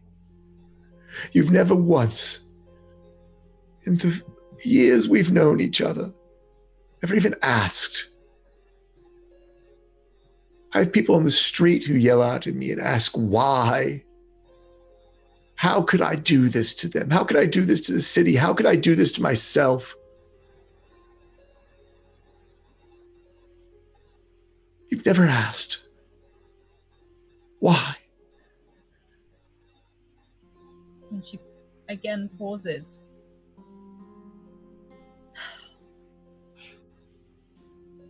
And smiles.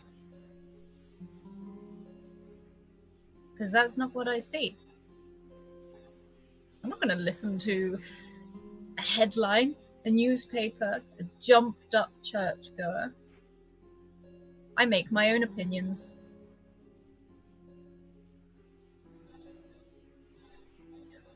In the time I've known you, you try to fix things all the time. My things, for free. You walk me home, like you're going to do in a minute. You keep me company. You make tea. I was so alone before I met you. I had a husband once. Not anymore. And then I was on my own.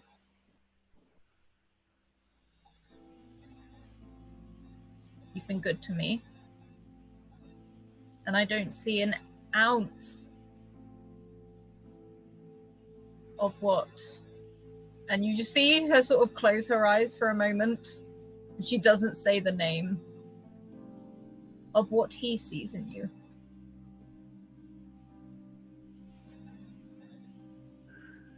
You should. But I don't. Well, then you're... A daft old lady, yes. I was going to say that. I know.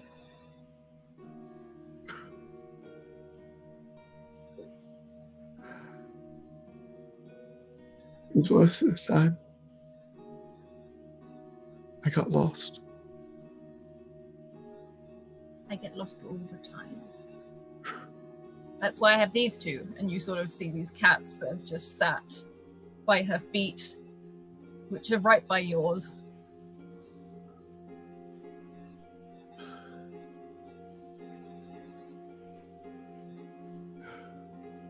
That Matthias boy, he knows what you did. He didn't turn and run. That was a grudge against his brother. That's what you're going to put it down to?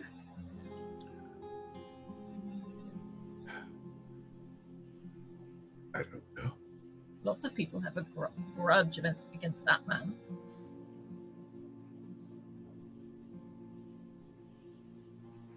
I don't know. I've never spoken to him in my entire life. You can see on her face that is a massive lie. Yeah. Of course not.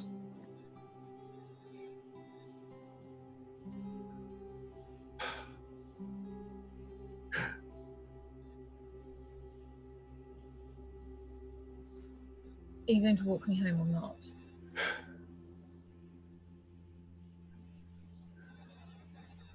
Of course. Of course, you're right, Aggie. A daft old lady needs someone to walk her home. I do. I mean, I don't even... And she sort of looks around like, I don't know where I am now. Well, won't we make a pair? And she offers that hand again.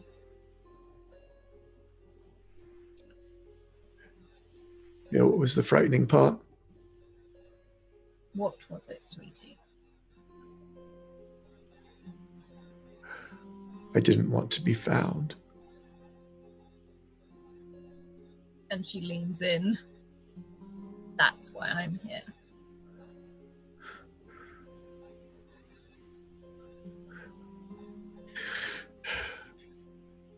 Okay, then.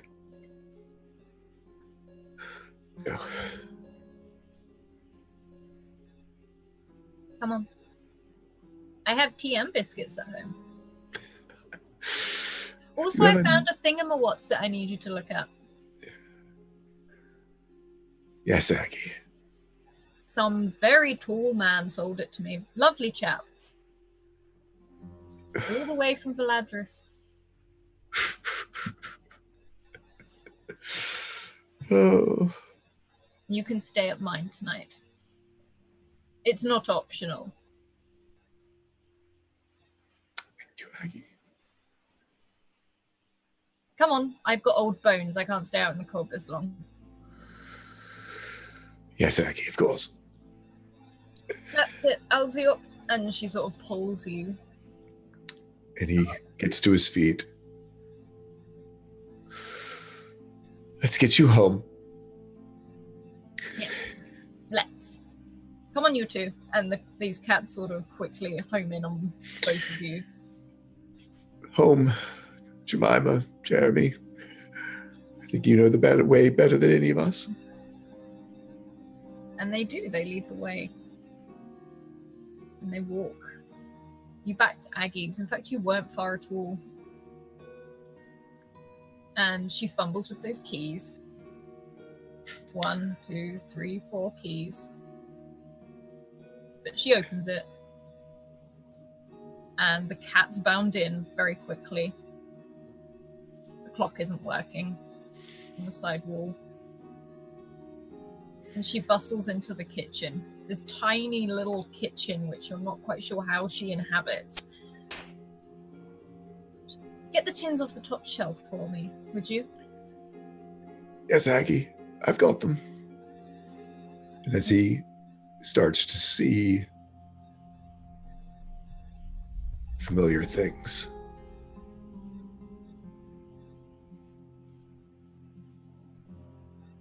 sees this crazy old lady who took a chance and didn't give up on him so many times. He pulls the tins down.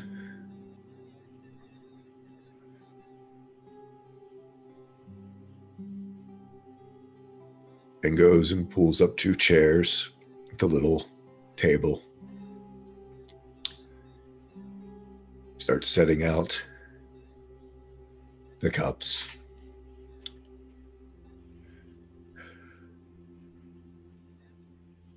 Just sort of sits and waits because he knows that's what he needs to do, and just, I think, probably looks out the window at everything that is so frightening to him right now outside. But for a moment, he's safe.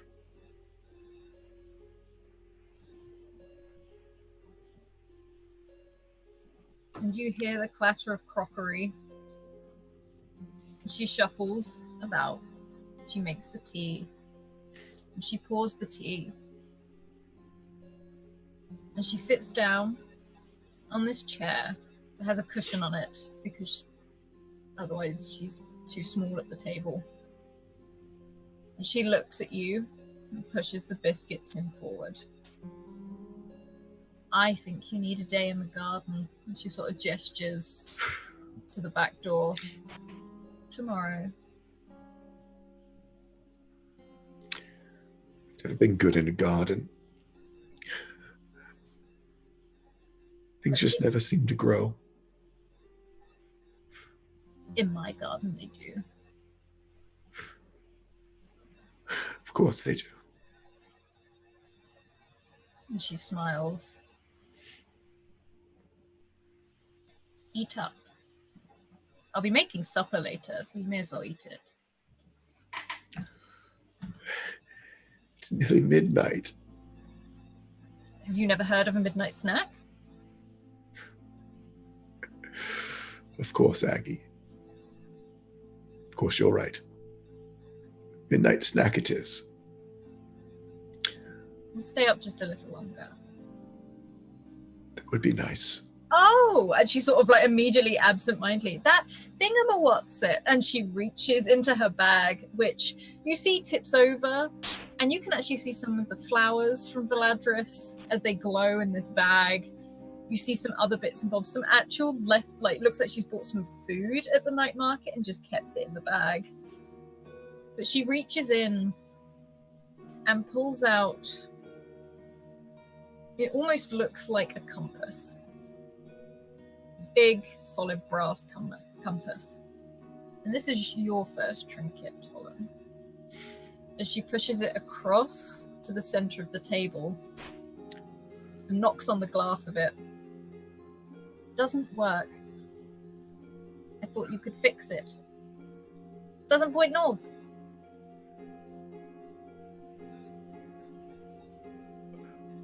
I'll take a look at it. Maybe in the morning. In the morning. And she slides it out of the way and pours you another cup of tea.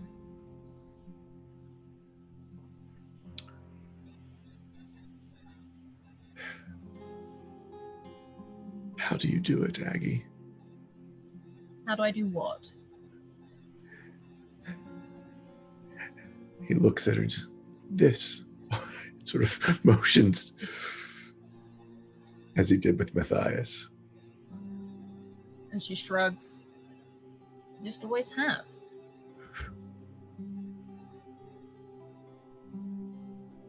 Thank you. And she rests the sort of wrinkled hand on yours. No problem, sweetie. I'm going to make supper. And she gets up. And we're going to hop over to Polla. And Polla, it is coming round to morning. How do you wake up, effectively?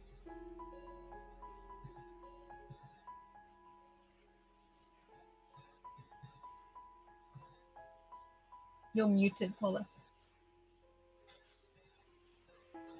In a horrible mood. And she didn't sleep well throughout the night. Paula would wake up and open the drawer and take out the article and read it again and then lock it back up and then try to go back to sleep, and then she'd wake up and read it again and again. And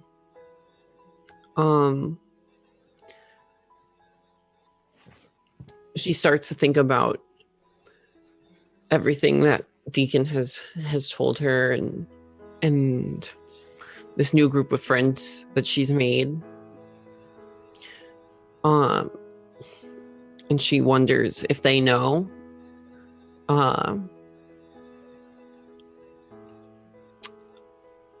And then she remembers that she promised Aggie that she would help sort through her books and organize her books and have breakfast with Aggie. And and Paula wonders if Aggie knows. And after kind of pulling herself together, she looks at her list of all the people and the names and who not to trust, and right, there was, I have that article, and that's some evidence against him, but I need more sources. I need to validate my sources. And she'll pack her bags to head towards Aggie's. You actually spot Aggie on the way. She seems to be at... You can walk through the main high street, sort of past the academy. It's not quite open yet. And the morning is warm. There is a chilly breeze in the air as the season has turned. But the sun itself is warm, and it's bathed this sort of just glow over the last of the night market as they're all packing up. And the season tree is that sort of amber, the sort of the brown, the oranges, the yellows, the reds, all of the leaves of that color. And you see another market in its place. One you know is always there. You normally see it on the way to the academy. And it's fruit, it's veg, it's eggs. And you can see her there with a basket, filling it up, sort of laughing and chatting. And she spots you. Oh, hola, hello. And she's sort of like waving her hand in your direction and sort of quickly drops some money off of this person and shuffles over to you. Hello. Hi, Aggie. I was actually just about to head over to your place for breakfast. Yes, of course, you can come and have some breakfast. Or I was thinking, I've got a friend staying, and they might need a bit of a lie-in, but it's okay because I've left Jeremy and Jemima in charge. So I was thinking we could go out for breakfast. My treat. Yeah, that sounds great. I mean, I won't be able to work on your bookshelves if. Oh, come by tomorrow. Come by tomorrow. I'm still recovering from last night at the night market anyway. Oh, you had a late night? Very. And she sort of scoops her basket. She said, I know a great little place just round the corner. Not too far from the academy, in fact. Very few people know it. In fact, she sort of pauses. Yes, no, it is a cafe. And she starts to walk in that general direction. I mean, I think I'm following her. You know, I think it's good if we go somewhere where there's not a lot of people, because I kind of want to talk to you about sensitive subjects potentially. Of course. And she takes she sort of grabs your lower arm and is like, you can tell me anything. Come on. And she sort of keeps walking, and it's down almost like this very thin alleyway. You probably didn't realize there was like a cafe down here. You see an awning out, which almost touches the other side of the alleyway. And it's almost like a hole in the wall, this cafe. You see some sort of metal chairs and tables sort of dotted outside underneath this awning. And you can smell like fresh bread, pastries, bacon being cooked. And you can see a man behind the bar who sort of smiles as Aggie walks in. And you can see this small monkey, this Anarque, sat on the side with an orange, just squeezing it on this orange juicer. Got its own little apron on. You're pretty sure it's asked for it, as it is exactly the same as this blue apron that this man behind the bar is. And Aggie orders 2 orange juices and then looks over to you. Says, what would you like for breakfast, dear? We'll sit outside in the sun, kind of looking at the beam of light coming down this alleyway. I'm not especially hungry. Maybe just a bagel and some peanut butter. Okay, yes, you heard the lady, and I'll take one of everything. And she sort of starts shuffling out, taking the orange juice out to one of the tables outside. And it is early. You're actually the only people at this cafe at the moment, other than this young man and this monkey that is squeezing the orange juice at the side. And she pulls this chair out and sits down and looks at you to do the same, and sort of drops her basket down at her side. So,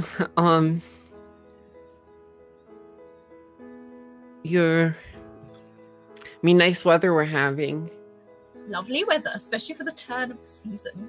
right? I love the fall. And she smiles and looks up where you can see the season tree just peeking round through one part of the alleyway.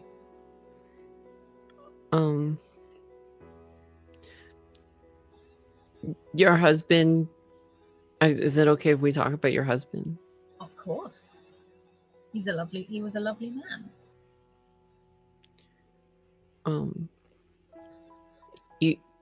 Was he a mage? Yes. Yes, he was.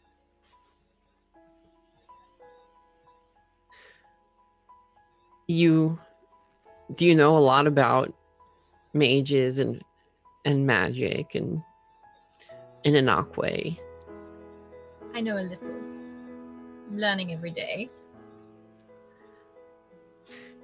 Me too. And I spend all day every day in that library, and I still feel like I don't know anything sometimes. Well, you have plenty of time to read as many books as you want. Books teach you so many things, as well as real life experiences. And she sort of sips her orange juice. You ever read the news? I do. Often. So then you've probably read about the Blightbringer. I have.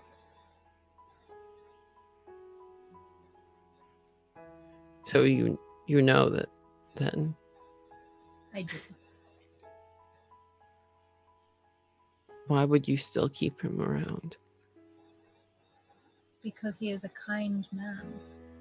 How could...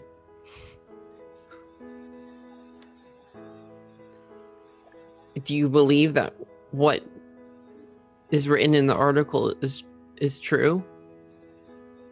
I think what's important here is, what do you believe?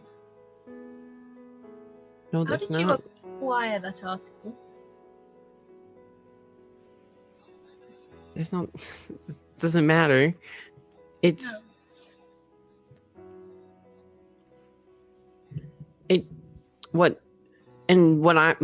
What I believe doesn't matter either.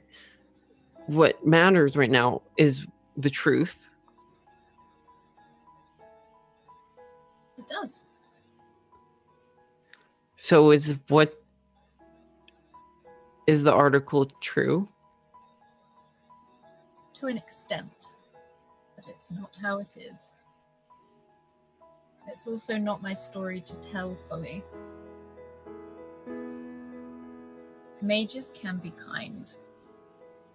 People, non-mages, can be unkind. Just like mages. We're human. We're people. I know that.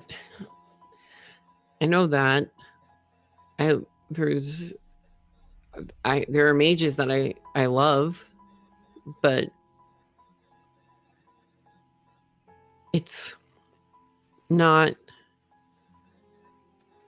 This isn't a matter of mages or humans. This is Talon or the Blightbringer.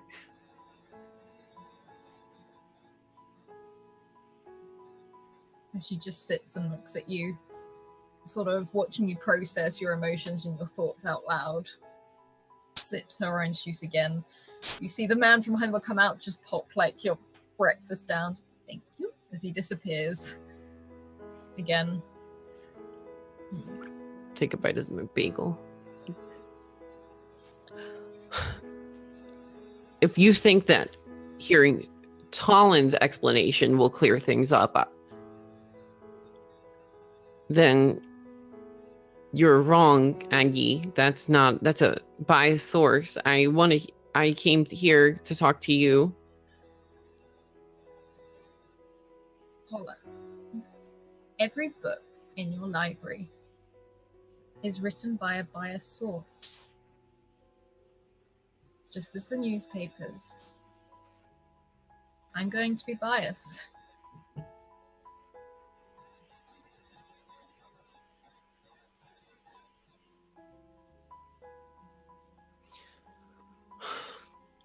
So how could I? If you want my opinion, I will give it. It's not fact, nor is what you read there fact. Nothing in the storybooks in your library are fact. Numbers might be, but that's about it. And that's okay. It helps others form their opinions. I have known this man for years. He is kind. He helps me. He helps Averick. And I trust him.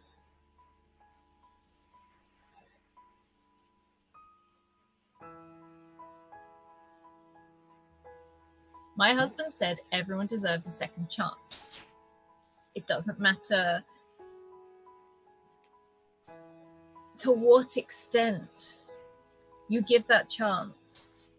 If you weren't there in the circumstance, you don't know exactly what happened. And my husband was a good man. He was a very good man. So I took that chance. Someone who didn't regret their actions, their accident, wouldn't be how they are now. Do you think Averick would keep going back? Averick wasn't in control. He didn't. But he is now.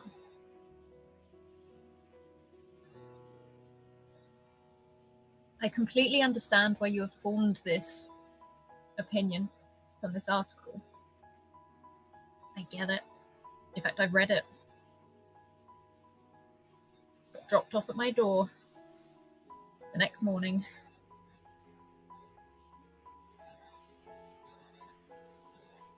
And I said to myself, you know what? I'll go ask him myself. So I did. Took a while to open the door, but I did.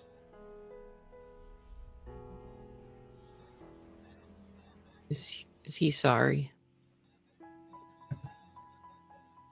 And she sort of smiles, and it's this very sad smile. I have never known someone more sorry about anything.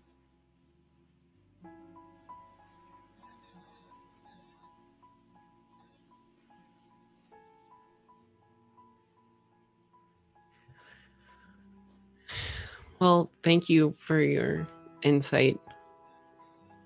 My husband, Tom, and his Inarque, Roland, they were an absolute mess. They'd do accidents all the time. They'd slip up. They'd do something they didn't mean. And people would give them a second chance. And people loved them for it.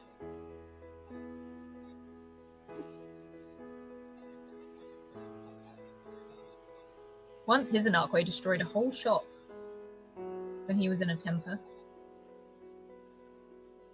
You said sorry. I know it's not the same level, but you get what I mean.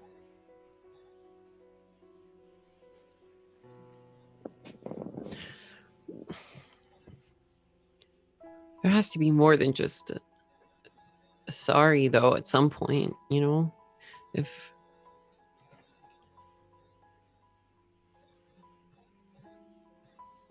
Yes, there is more than sorry. In fact, he lives with it now, and he will do for the rest of his life.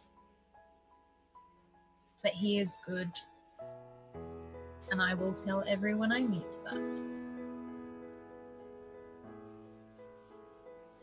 I believe you.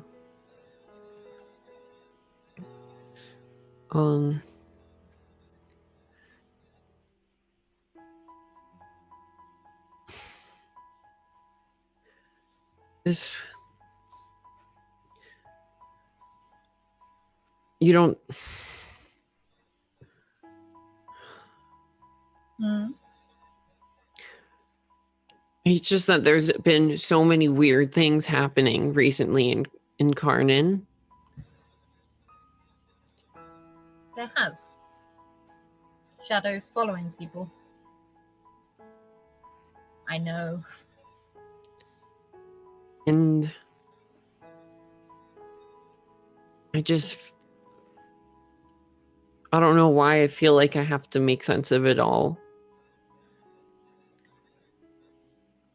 But it's getting overwhelming, and this puzzle just keeps rearranging, and I think I find two pieces that match, and then I look away, and then I look back, and then all of a sudden they don't match anymore. And That is what the world is. And we make the best of it. I understand you were followed by one of these things, whatever they are. yeah, twice. And she sort 3 of times if you count the first time. not smiles, but it's a sad face. Me too. Did they hurt you? No. They couldn't see me. At least that's what it felt like. I felt like that for me too, but it felt like they could smell me. Maybe. Yes, they did have a very sort of sniffy thing going on, didn't they? And she sort of like, again, processing and thinking to herself. Not too sure what it is. They lost me at the season tree. Were you afraid? Yes. I was very afraid. I Did didn't you even have report it? Jeremy or Jemima with me. Do you report it? I could tell that I should tell the deacon. He's keeping track of all of this. He's investigating the case. And she pauses. You tell who you need to tell.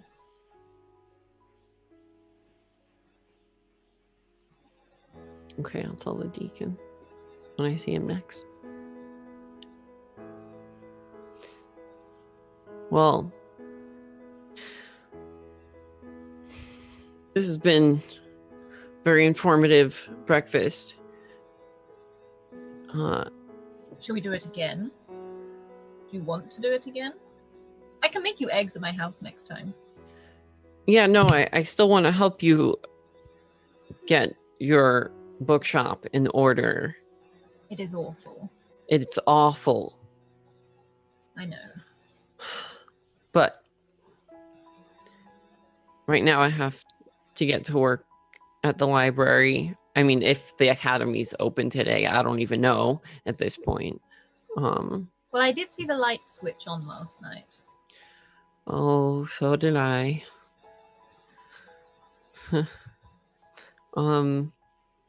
Yeah. I should make sure everything's okay. I don't know, my book my library could be destroyed for all I know. That they could, I swear, if they started rummaging through everything and tore the books off the shelves or touched anything they shouldn't have, I'm going to write a letter. And Aggie smiles.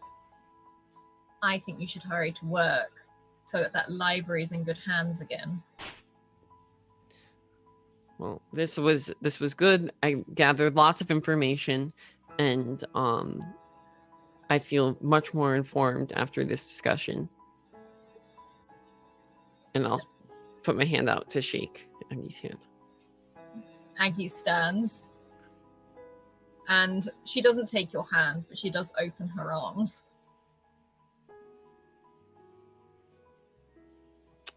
And Olive will give an awkward hug. Yeah, she gives you a pat, and you can actually feel her lean into it. Like, she's enjoying it. Breakfast tomorrow, then. Okay, I'll see you tomorrow, Aggie. Enjoy your library. Yeah, we'll see. Cross your fingers for me. And she literally, with both fingers, does that. Smiles. And starts walking back towards her home. Do you go straight to work, Paula? Go straight to work. You can walk over that bridge, as some of the waterways seem to have just been cut off. You can see people being interviewed. Those brown suits, that setting sun again. But the doors are open, and light is streaming in through it. And you can walk up those stairs on the right-hand side towards your library. And you walk into your library. There are some people in there. It doesn't look destroyed. It looks like people have pulled books out and probably put them back in the wrong place. You can see them the books themselves trying to sort themselves out. In fact, you can see someone in one of those brown suits. Every time they take one of the books down, you see it replace itself, and this person getting confused as he keeps trying to take the same book down over and over again. Oh, let me do that. Right. And he sort of backs up a little bit. And you're back in your library. And we'll hop back over to Charlie and the D. How are you waking up this morning? Nade would have moved down into her father's room to let Charlie have her room. So she, a little less intimidating, not sleeping in Papa's bed, probably in my room more comfortable. And she actually fell asleep with something clutched in her hand last night. And first thing when she wakes up, she rolls over and kind of sighs because there's a little bit of sunlight coming in. And there's a box in her hand. And she flips it open. And there's a ring in it. And you can just tell that this ring is probably the most loathsome thing she's ever seen in her life. It's gaudy. It's this bright yellow gold. There's this very tacky, big, bright diamond in the center of it. And there's even a description that says along the lines of, "The day you're mine." It's a very disgusting ring in her eyes. And she's just glaring at it. And she'll snap it closed. Maybe this time will stick. Right. New day. Get this done and over with. And she'll sit up and she'll pull her hair up into a big messy bun. And she'll pad out into the kitchen and give a little listen to see if Charlie's woken up yet. And she'll be unusually quiet for herself. Like, she's not chattering. She's not making a lot of noises. She's actually being very conscious of trying to keep it quiet in case Charlie's still sleeping. And she'll start getting just a little light breakfast pulled together for the two of them and catch the tea before it starts whistling and be very careful with the eggs on the platters and everything like that, making sure nothing's clinking. And she'll just kind of set the table and she'll go into her greenhouse and she's going to just trim a couple blossoms off a different plant here or there. And without even looking, she just grabs a little vase that's on one of the shelves and she'll put the flowers into the vase and she'll bring it back in and she just puts this nice little arrangement in the center. And she'll just kind of have this nice little morning breakfast ready for whenever Charlie comes down the stairs, and she'll just sit thoughtfully in her she has a little comfy chair tucked in the back corner of the kitchen. It's got worn out cushions and everything. And you can tell this is her spot because there's like speckles of dirt and things like that. She's just kind of curled up with her cup of tea and she's just sipping it while glaring at the box. And you can tell she's really considering what she wants to be doing at this moment with this box and this hideous ring that she knows she definitely wants to try and get out of her life for good. Not that long later, Charlie will kind of not stumble, but not as dexterously as she normally would, pad downstairs, just unfamiliar house, and just so like in pajamas. When we dropped off crates, she grabbed like an overnight bag. He's still kind of half yawning and like, morning. Good morning. You do coffee or do you tea in the morning? Tea. Oh, tea. Nice. Okay. I have some nice breakfast teas if you want to do that, or if you need something a little stronger, I have a good strong black tea if you want me to brew that for you.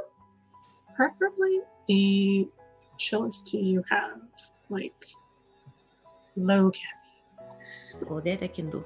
I have a nice little herb collection that I had from last year before, it got cold. So yeah, I'll pull it together for you. The breakfast is on the table for you. I hope you like eggs and Oh toast. gosh, thank you. Good. Pre-made the bread is best bread you're ever going to have. Trust me, you're going to be addicted to this stuff, and I know she'd love to hear if you loved it. So I'll get your tea pulled together, and you just make yourself at home. And if there's anything else you'll need, just let me know, and I'll get it put together for you. Sure.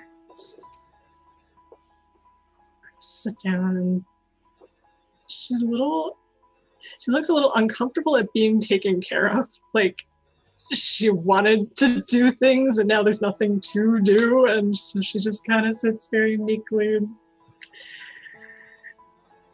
waits for you, actually. Okay, here you go. It's a nice lavender blend. I hope you like it. Lavender mint, actually. Nice. Yeah, it turns the water purple. It's kind of cool. That's awesome. She's totally admiring the color for even like a moment too long. Remembers, no, tea, you drink it, yes. And just this very warm, content, like smile spreads across her face. More than she tries to come up with like a oh, this is great kind of thing. But her face tells more than her words. And yeah, if you sit down, she'll heartily dig into this breakfast. Nutty would sit right down next to her, and she's just gonna start chattering. This, that, the other thing, how last night went at the cabaret, what she thought when she first saw the little girl and Altova, and can you help me maybe finding the phone? That's something I think I really need to look into, is getting one of those phones, because there's so many times where I'm looking and I think I'm realizing I need to get into technology in this respect. They're handy. Yeah, would have been good for last night, because I could do the texting thing. Hey Charlie, red cap collected type of thing. I don't know. Yeah. I admit I don't use it all that much, but it's been a while since I had really active friends. Well, I mean, then if I get phone, that means we can be active friends together, and you can, back and forth. I guess so. All right, good. I'll look into getting one later. Today, definitely. I can show you a few places that it doesn't need to be expensive. Yeah, like, no, if someone tries to sell you an expensive one, just don't. Isn't there one that's like, clamshelly type thing? Looked like Mr. Tolensar had one of those. That would probably be my speed. Don't need anything big, just something small to tuck in a pocket. Yeah. Pocket size is probably the priority.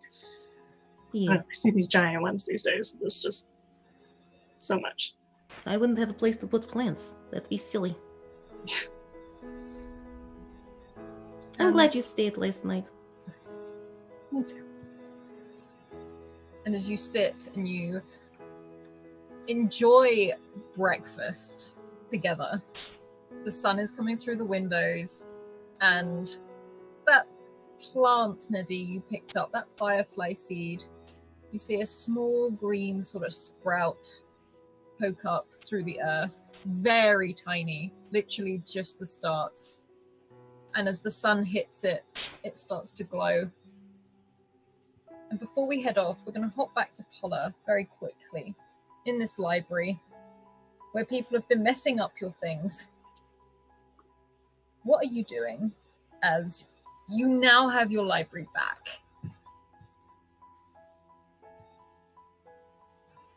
You're muted, Polla. Always. So as amongst this mess, she's having trouble. She tries to put books away and clean up, but she can't focus, and she just keeps looking back at her list of all the different people and trust and do not trust and things crossed out, and it's just like overwhelming her brain, and she thinks about what Aggie, the conversation she just had with Aggie, and all the people she's just met, and she walks up to the fireplace in the library, and she rips out the list of names and crumbles it up and throws it into the fireplace and breathes just the biggest sigh of relief. And she can finally focus to clean up her library. And you can go about cleaning up your library, probably ushering some people out, not caring that they're in these suits or not. Some of them get in the way of the students. And that paper burns in the grate. It sort of shrivels up and disappears. And you feel a little bit lighter. And you go about your day reorganizing the mess that these people have made. And that is where we will leave Doors of Dunera this week. So, awesome. Everyone okay? Good. Doing good.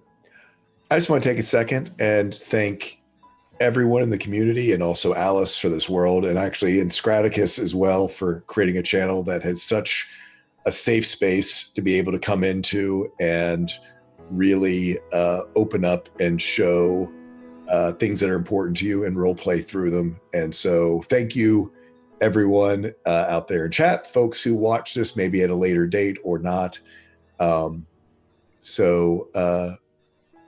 Just a thanks to all the people who make this community such an amazing, amazing, safe and wonderful place. Thank you. Well, we love you. We love this group. Thank you, chat, massively. I will be getting around to those last few trinkets. It's just I didn't want to spam them. I wanted them to sink in a little bit, but they will be emerging very early next week. Otherwise, we're going to head out now. I would love to hear what you thought, or what maybe your favorite bits are, or this was a very impactful session for everyone, I think, in very different ways. So would love to hear about that in the Discord. Otherwise, we are... Oh, hello, Raiders. I'm really sorry. We're wrapping up. Otherwise, please check out chat for all the links coming up right now. A huge thank you to our sponsors in the form of Bird in the Storm and also Mage Hand Press, who we couldn't do this without. Other than that, we're back on Friday for a rerun where we come into chat and sit and chill and chat. And other than Mondays, that is my other favorite day of the week because I get to rewatch it all. Otherwise, keep evoking emotions, everyone, and we'll see you very soon. Bye.